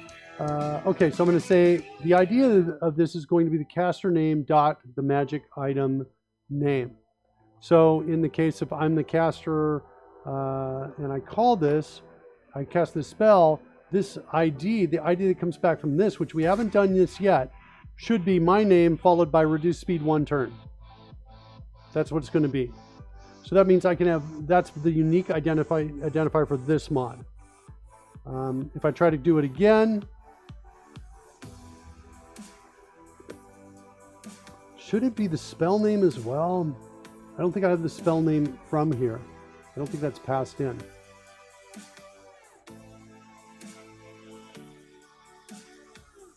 Give magic. Creature, give magic. Give magic. Here we might have the spell.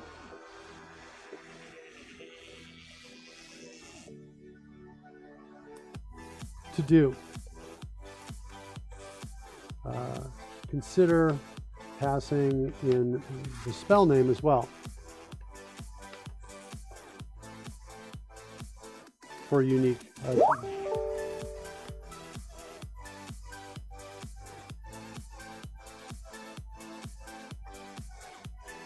For unique. Looks like I got distracted while I was trying to for unique ID.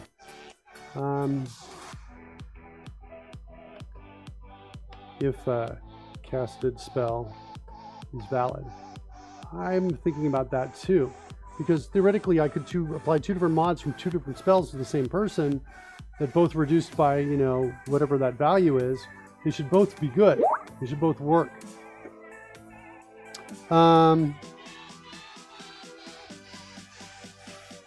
fact, now I'm certain I should do this. I've kind of considered it and I want to do it. We need to set a breakpoint to make sure that's actually going to work, but I think it will. So let's add a new parameter in here. Magic name, target.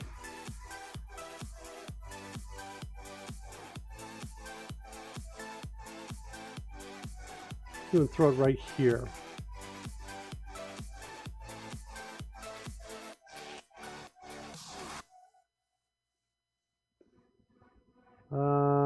Spell dot, I think there's another property here, it's called spell. It's a different type, and this is going to get me to the name like that.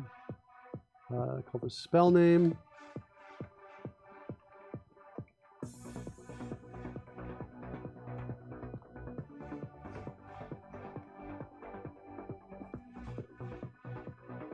Okay.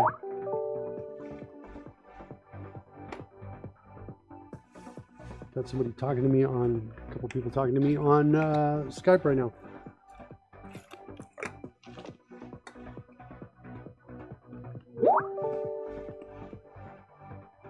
So now here's where we create the new magic. Let's come in here, add the parameter spell name. Let's declare property for that.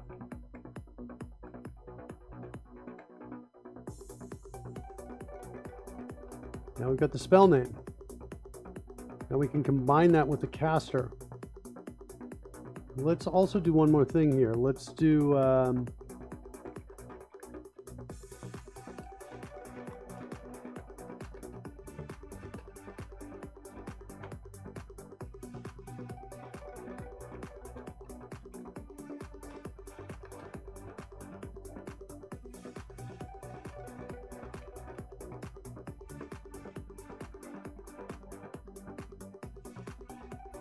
okay.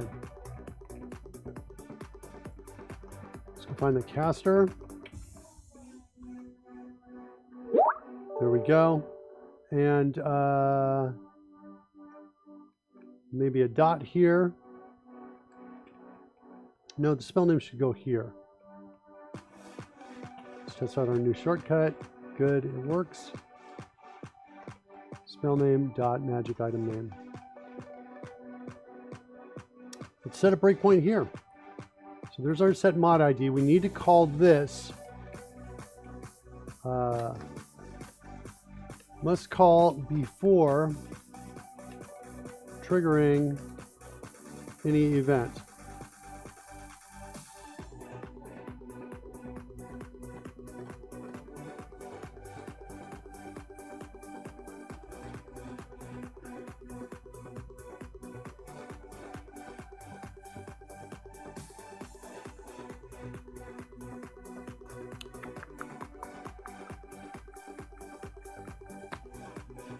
I'm thinking, yeah, you probably got that.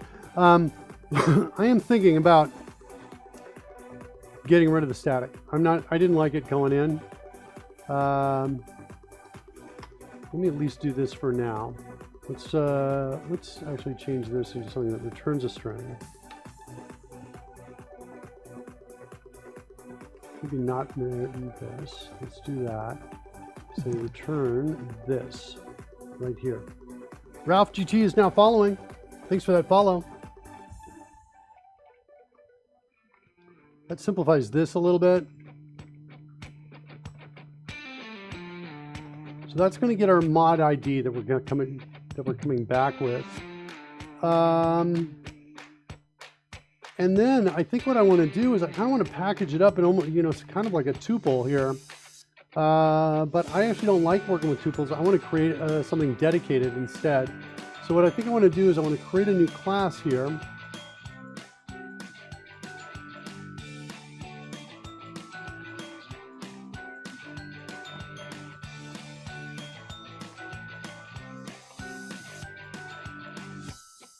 No, I forgot something. Yeah, in order to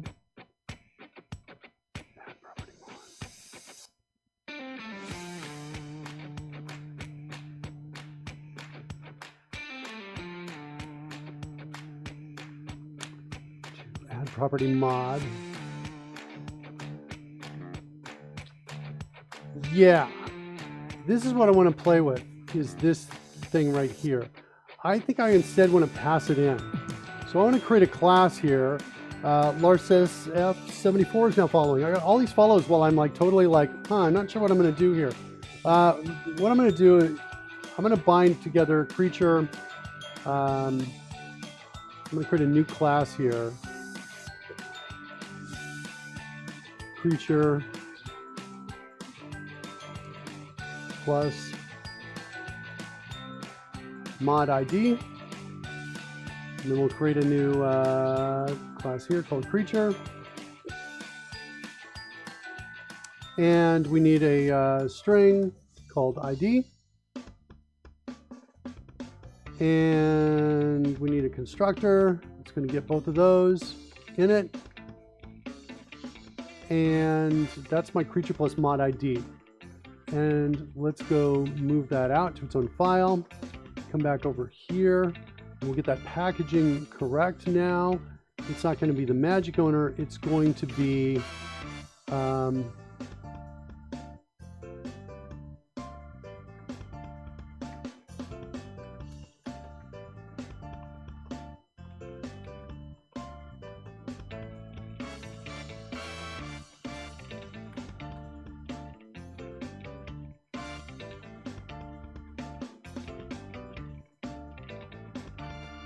oops, not trim. I wanted that. Let's declare that. And then I want to throw that in. So that's what we're going to throw in the expression, which means over here, the recipient is going to be here. Like that.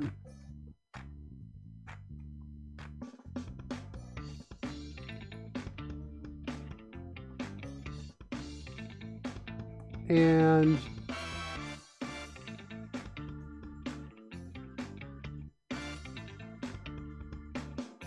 add property mod, this second parameter here, the mod ID is no longer needed,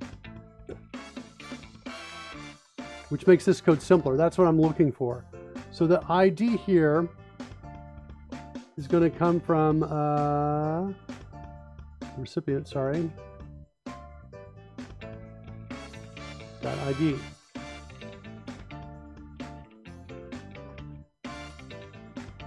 And then this over here is going to be recipient creature.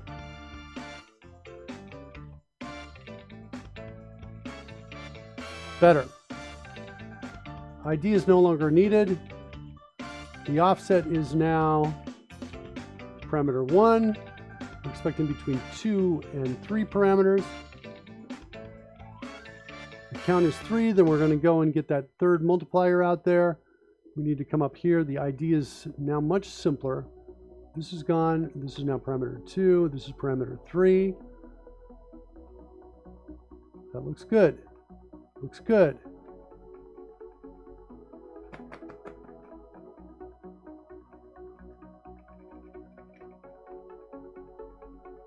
Okay.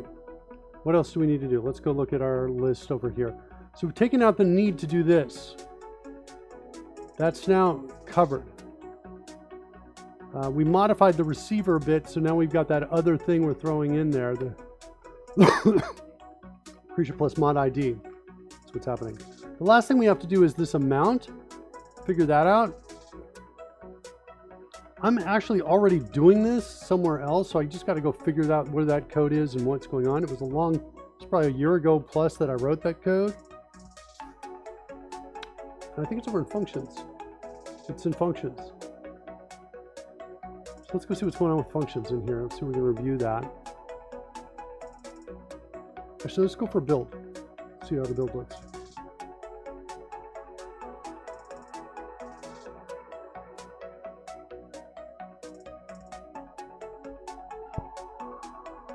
Yeah, Coding Gorilla, I say I don't like tubules because they're kind of harder to read and the typing kind of issues in them, and I like being able to look at the class. Okay, these are all good errors. These errors basically say it can't copy, and the reason why is because this thing's up and running. That's all good. So I'm assuming everything's good. Everything compiles. Yeah, I don't like tuples because I find them harder to read and harder to infer what's going on. And as a result, because of that, I've never really used them enough to get over that, to get to a point where I would, you know, be good with that. So what about value tuples? I think that's, I'm not exactly sure what those are, but I think that's when you specify the name of the property with the tuple, I think. Let's see what's going on here. Let's make sure what I think we're talking about is the same. Yep.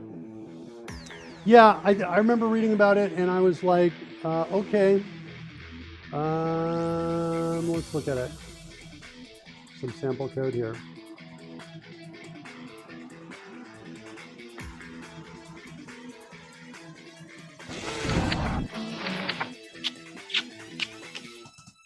Yeah, that's a value tuple right there.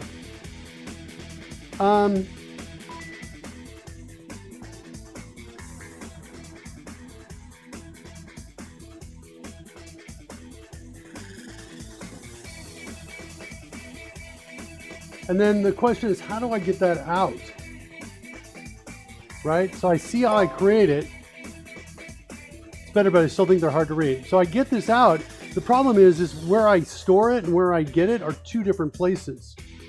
And so I'm not so certain about that. Where's the, here's where I get it out. Where I'm just calling get custom data and I'm like specifying a type here. So imagine I have to do, where it's going to show me. I guess I got to do that as my type. So I got to nail those, make sure I get those names correct there. Yeah, I'm like, it feels brittle to me. And so this feels way less brittle. Like this very clearly declares my intent. Okay, just got a text from Karen just now. She's going to be okay. So Karen, if you were with us earlier, my wife, well, we got a diagnosis. That's awesome. Which I'm probably not going to reveal on here, but I do want to do a search for that. Let me go check and see what that is.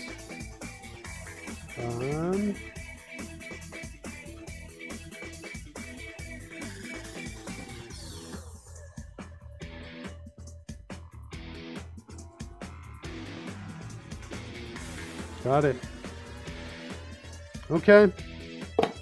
All right, so she's going to be okay. Karen's going to be okay, everybody. I'm glad glad we got her into the doctor moments ago. Okay. I'm going to end the show when she gets back. So let's see if we can get this whole thing going here. Yeah, Cody Griller's like that. Surly Dub's out there. Hey, Surly.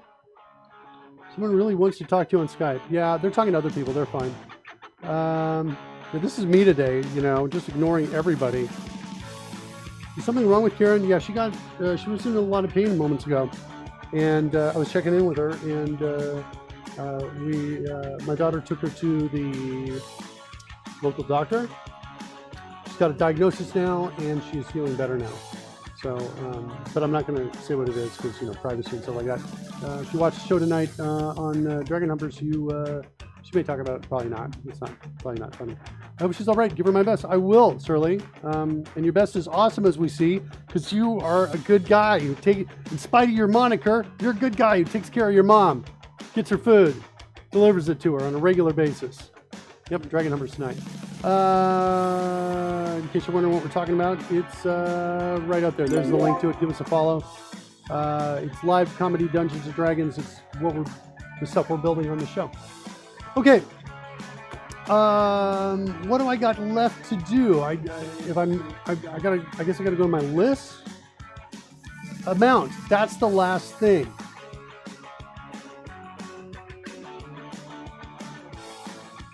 I need to do amount. So I need to figure out if functions are working. The function DTO, that's what I want to look for. Function DTO is there. That doesn't look right to me. I'm expecting to see at least two values in here. One name and one expression.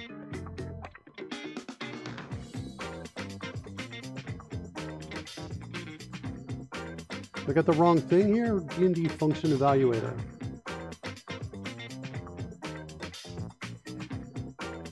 Wait, let's go back. Did this have an ancestor class? It did. That's why we're good. Okay, there it is. Name, function, name, parameters.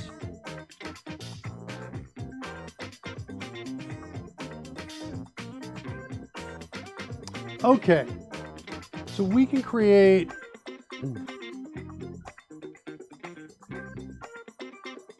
parameters equals D&D utils get parameters from the name.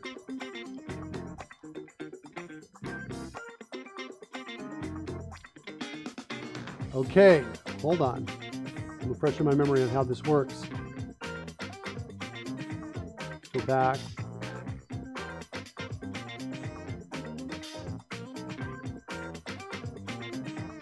D&D function evaluator checks to see if that function exists and whether we handle it or not. But I bet there's another one. Not where I was hoping to go. Nope, just those two places. How do we get the inject parameters? D&D tools. I like those yellow comments. They really stand out. That's your doing, Surly Deb. Yeah, they work. They work, they work, they work. Surly suggested we change that color a while back.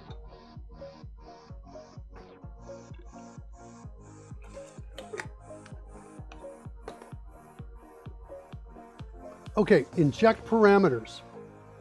This is where we do the evaluation on the other functions. Inject parameters is going to, is it doing a replace?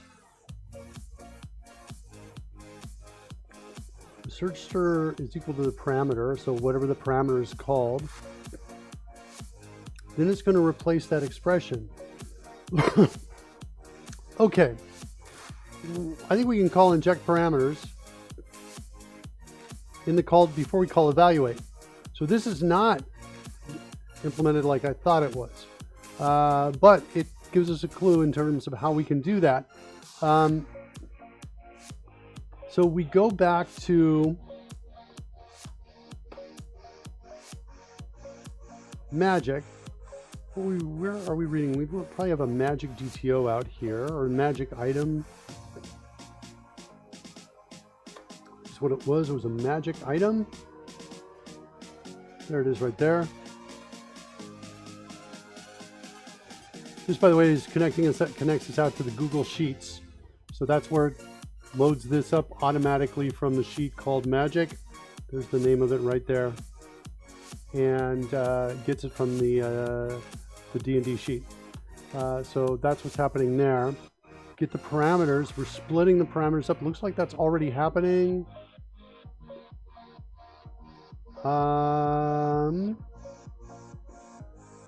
So here on dispel, this is where I think we want to call inject parameters.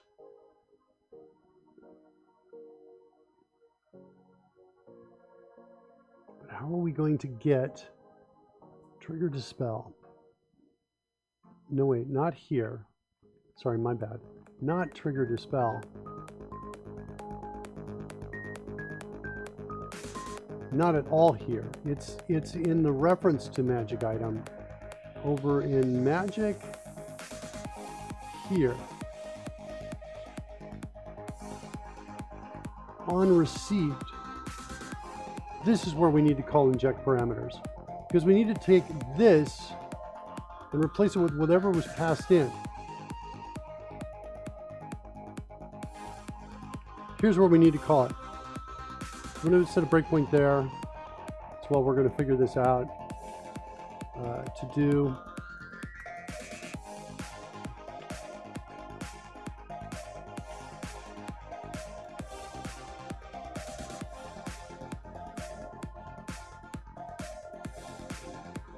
Now, one other thing, do we have the parameters in here in Magic? Or they're from Magic Item? Magic Item has the parameters.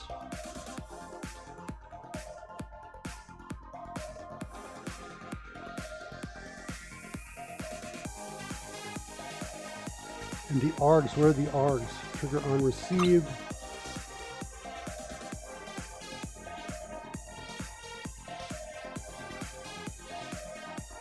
I think we're passing the args in as the data 1, 2, and 3.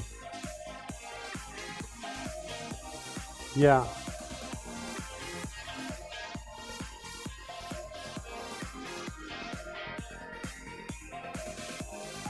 Fred is staring into my stole. Hi, Fred. Fred, you good? Fred says he's good. Got any plans for tonight, buddy? No? Well, you should come to the Dungeons and Dragons show, man. That's what we're doing. Out at dragonhumpers.com. Right, buddy?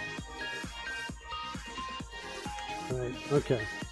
Test point doesn't work, I think. But I can hit a button. I'm not sure what it is. I can hit a button that does this and point over to me, and I can have them point over the other way too. That works. Okay, I think we're good. I kind of want to run. Let's see what's going on here. We're going to basically start here, and we're going to go, it's going to go crazy, right? Giving the target. Select target is still not fully implemented. We've got some fake targets we're setting up here. Let's run. Let's go find select target, set a breakpoint over there. Request select target. Down here is the one we want. Right there. Set a breakpoint there. Kind of follow it through. See what happens.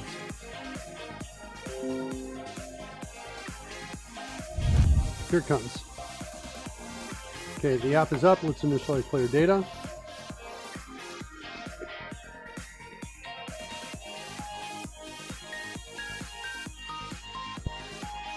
Okay, you thought he was dancing to music just then?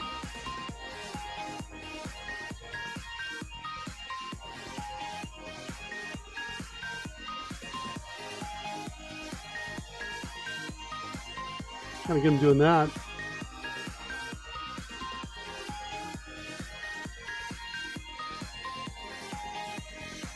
All right, not too many hands at once. Okay, back over here. Ray of Frost. Roll the attack. Okay, we're in the code. Request select target. So we're asking for a target. Right now we just got some code in here to add Rory and Pudding as targets. These creatures are coming from my in-game creatures, which are on another spreadsheet.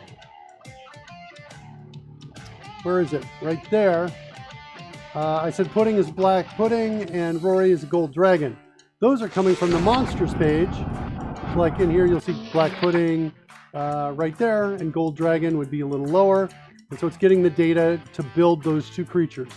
So that's what's happening there. Do I have gold dragon? Uh-oh. That won't work unless it's got to be a full case match. Rory's got to be like kind of empty. Anyway, in-game creatures. Okay. All right. So we're going to do that. Pudding's not null. We're setting him up as a target. We're adding the creature. Rory is also not null. Interesting. Did we get an actual monster coming up here? Whoa, I got a monster. Is it just the one that started with it? Is that all it had to do? All right, so we've added the targets. That's step one. We need to add this UI later. Now, trigger on received. Here's where we have to inject the parameters. So let's see what we got. I want to get to magic item. Look at what parameters we have there. Magic item dot, do I have parameters? Yes. What's it look like? Count as 1. Amount. Sweet. And it's a list of strings, I bet. So we should be able to call D&D utils, inject parameters. We need the expression, which is going to be magic item dot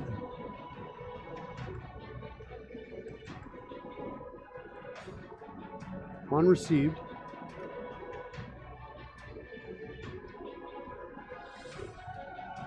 There are my parameters. And now the args, you got to figure out the args. The args are going to come from data 1, data 2, etc. There they are right there. Okay? So, let's just, third parameter is a list of strings.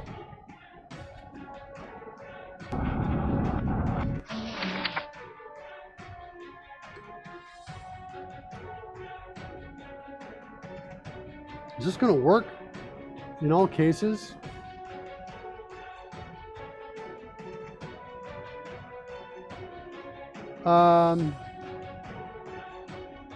Okay, well, let's do this. Let's create, let's create a new list of strings right here. We call this args, like that. And then we're going to just go through, I'm going to manually add these in here. I'm a little worried about these being object type here, which was cool, and now I'm turning them into strings to do the injection.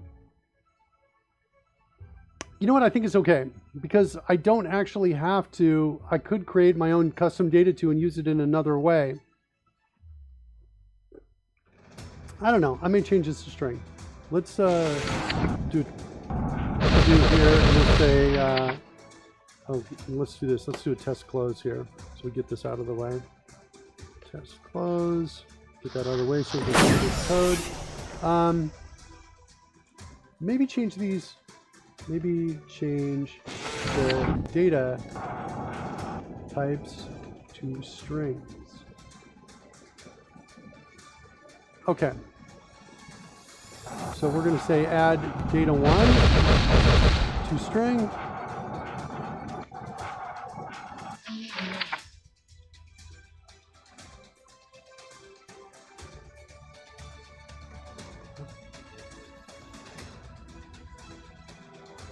Let's do this instead. It's going to be way better that way. Add argument like that. Bring this into data 2, 3, 4, 5, 6, 7, 8. Like that. Let's take all of this.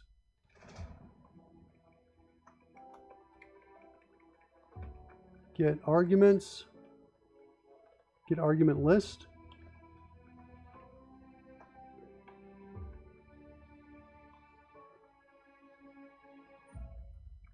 Return this. Let's create add argument. We're going to say, hey, if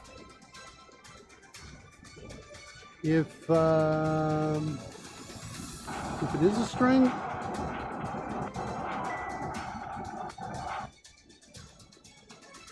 or maybe do this. If it's equal to null, then I want to say just args dot add null. Otherwise, I'm going to say args dot add data dot to string.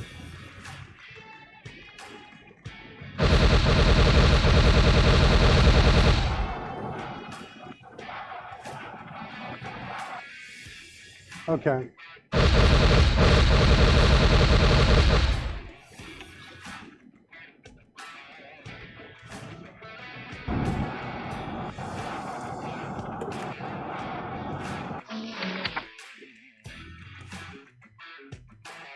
Oops.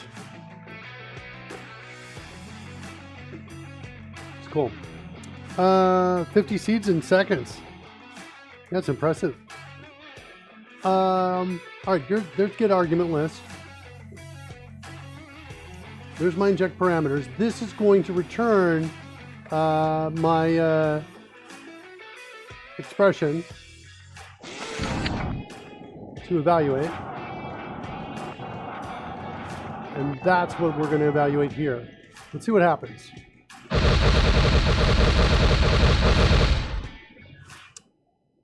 There's my mod ID call.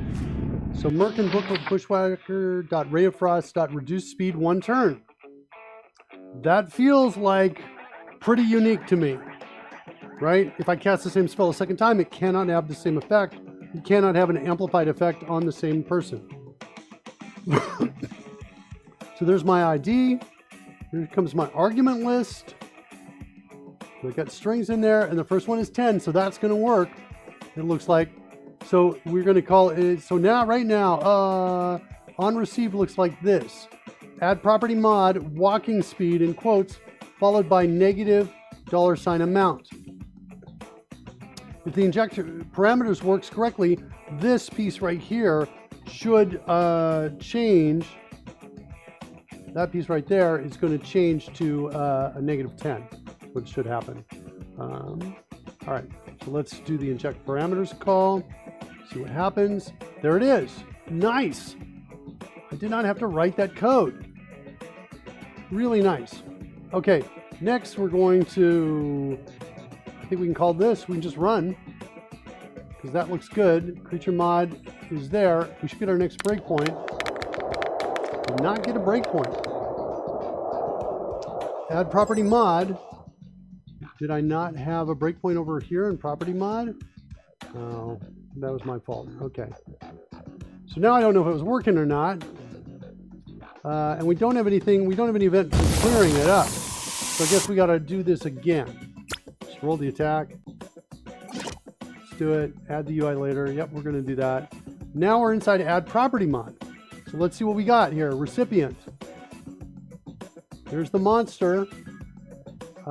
This is the Rory monster or the pudding monster. There's the pudding monster. We should get this called twice, I think. There's pudding.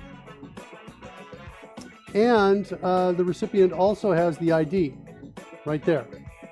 Good. Expecting arguments. Good. Property name is walking speed. Now we're going to call add property mod. This is what we wrote at the beginning of the session here. So we're going to check to see if it does not contain it. We're going to add it, but we just did it the first time, so we've added it already. If it does not contain the ID, then we're going to add it. Otherwise, we're going to set it. So this is good. This code is all working like we're expecting it to be. This code now adds a -10 to it, which means if I go into the creature's walking speed now, it should be not 30, but it should be 20. That's what I'm hoping to see. Let's go bring up a watch window.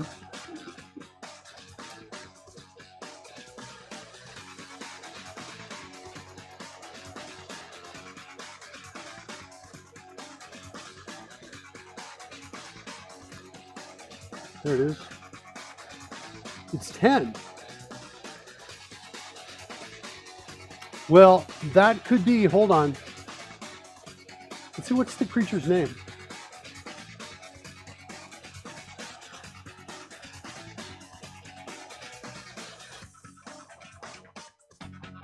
Is it lowercase? Pudding. What is pudding? What is pudding? Pudding is a black pudding. Let's go over to monsters. Black pudding, large O's on the line. What's the speed? Speed is 20 feet. It's actually working. This 20 minus 10 is 10. That's super cool. So add property mod appears to totally be working. That's exciting. Let's run a second time. We'll get in to the other one, which is Rory, which is the black dragon. Or the gold dragon, rather. All right. Let's see what the gold dragon's speed is. Well, actually, we've kind of got it already down. Here, the walking speed says it's now 20. But is that with a mod? That mod already might be in there from before. I think it's probably, we're going to see it here. Let's look for gold dragon here.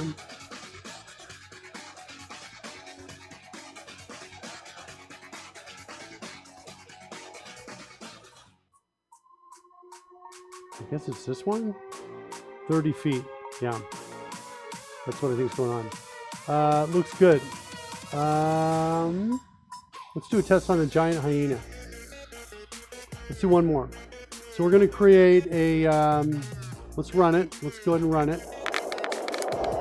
We're going to create a new in-game creature. Not much damage there. Called Mark. There's the kind. I'll give it some hit points of, I don't know, 5, like that. And let's reinitialize the player data. Hopefully we'll do a reload of this in-game creature. Let's double check that, make sure the reload occurs.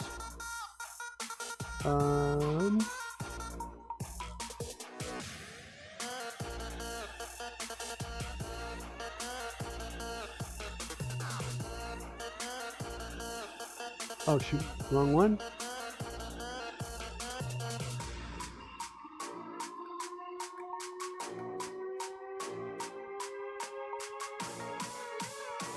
see if we get a call to invalidate here. That's what I'm looking for. And I choose initialize player data. Did not call it. It looks like it's not hitting it. Which means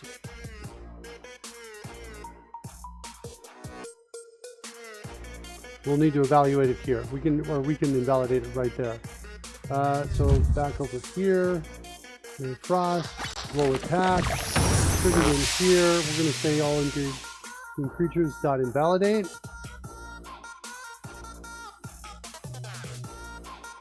That's just a temporary line of code we need. There it is. And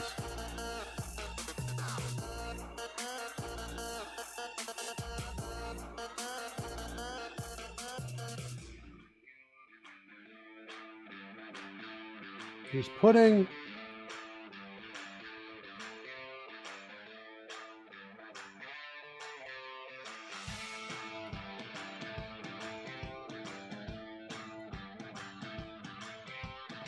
There's Rory. Why didn't I get... Oh, because I didn't add the other one. That's why. That is a hit. Right here. I need to add one more. Get Mark. Right? That's what I called him. Yep. Giant hyena. Okay, one more time.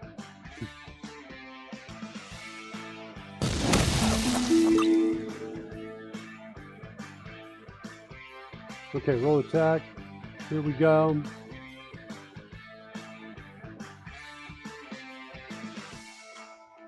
There's Mark.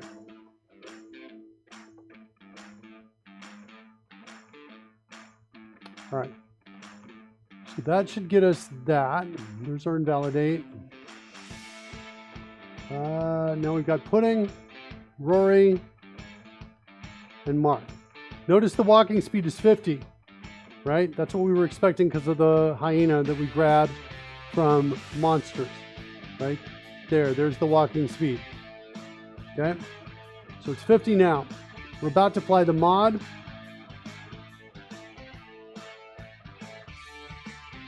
And as soon as we do this I think should change to, let's see what happens. There you go, 40. Dropped right down. I'm going to call that success. That worked. Really, really great. We started out with kind of a elusively, surprisingly challenging problem. Right? How do we get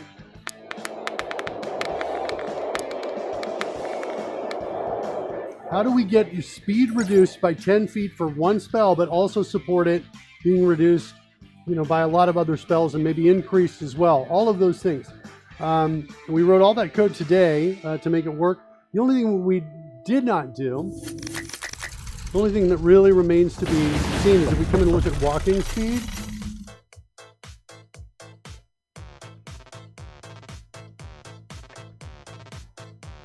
This code here, we essentially need this code for every property we want to be able to modify. That's what we need. Right? We just need to be able to specify that property. The code for that, it's coming from essentially two places. It's coming from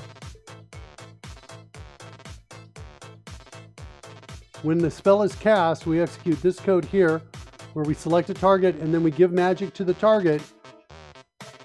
And the magic is called reduce speed 1 turn, and those are the parameters.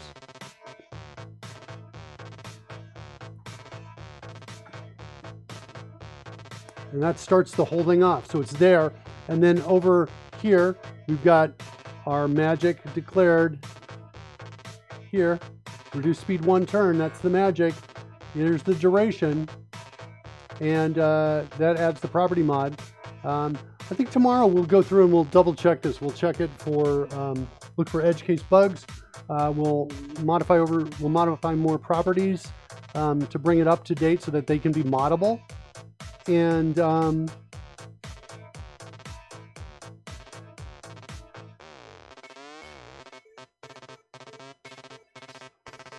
what else did I want to do? I was just thinking about aspect-oriented programming on this because it's kind of a way to solve that.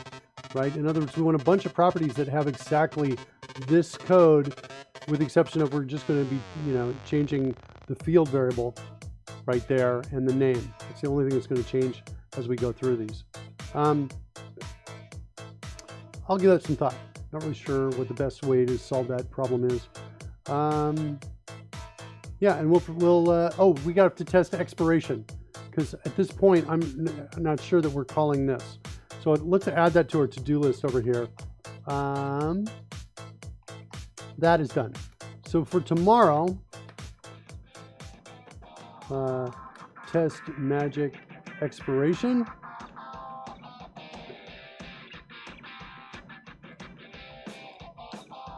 What else?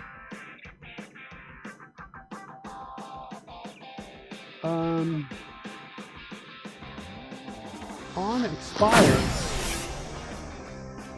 Thanks, Coding Gorilla. On expire.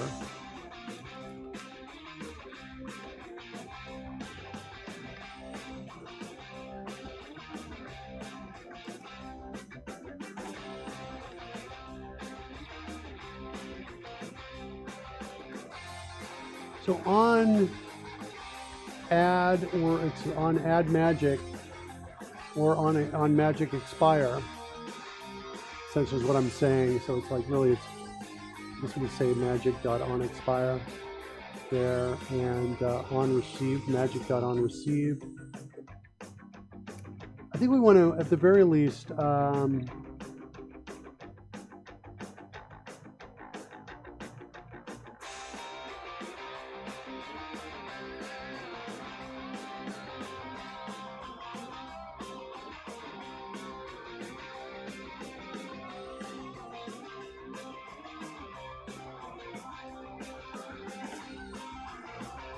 we want to invalidate. Yeah, no, I think we want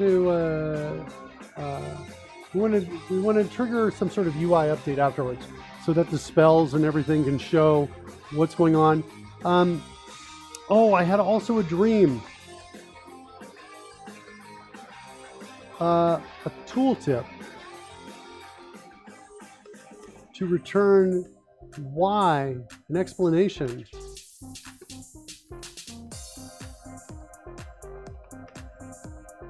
Of mods. So for example, in the current one, we have a mod that's happening here for the speed. So I'm thinking about if I hover over the speed, if I were to hover over the speed here of this character and say that it was modded in any way, it would give me a tooltip that would say -10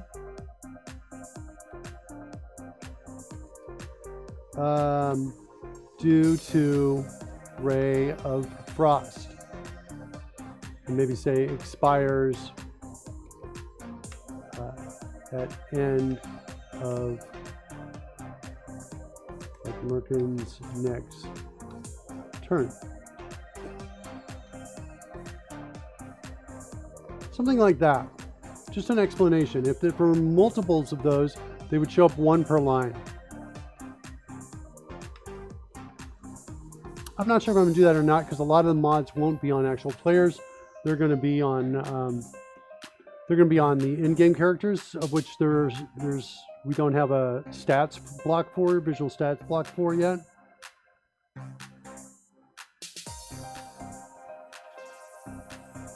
I do think it's useful, and that's going to be over in Creature, and I think it would be called, I think it would go like this. It would be a method that returns a string, get mod explanation, and it would take in the property name as a key. And so it would just come back, and instead of calling calculate property, it would be something else. It would be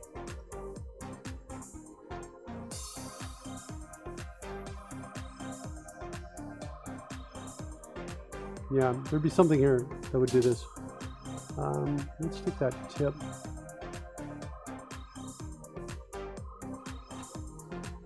Let's put this right in here. It's a comment. So something like that.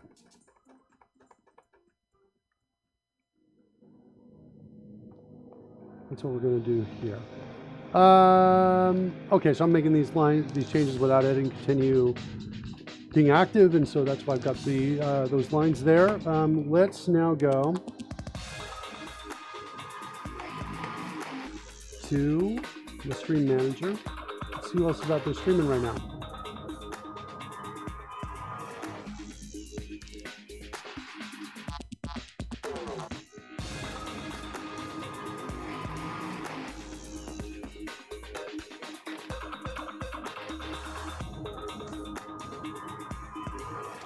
CLW, I'm sending you there.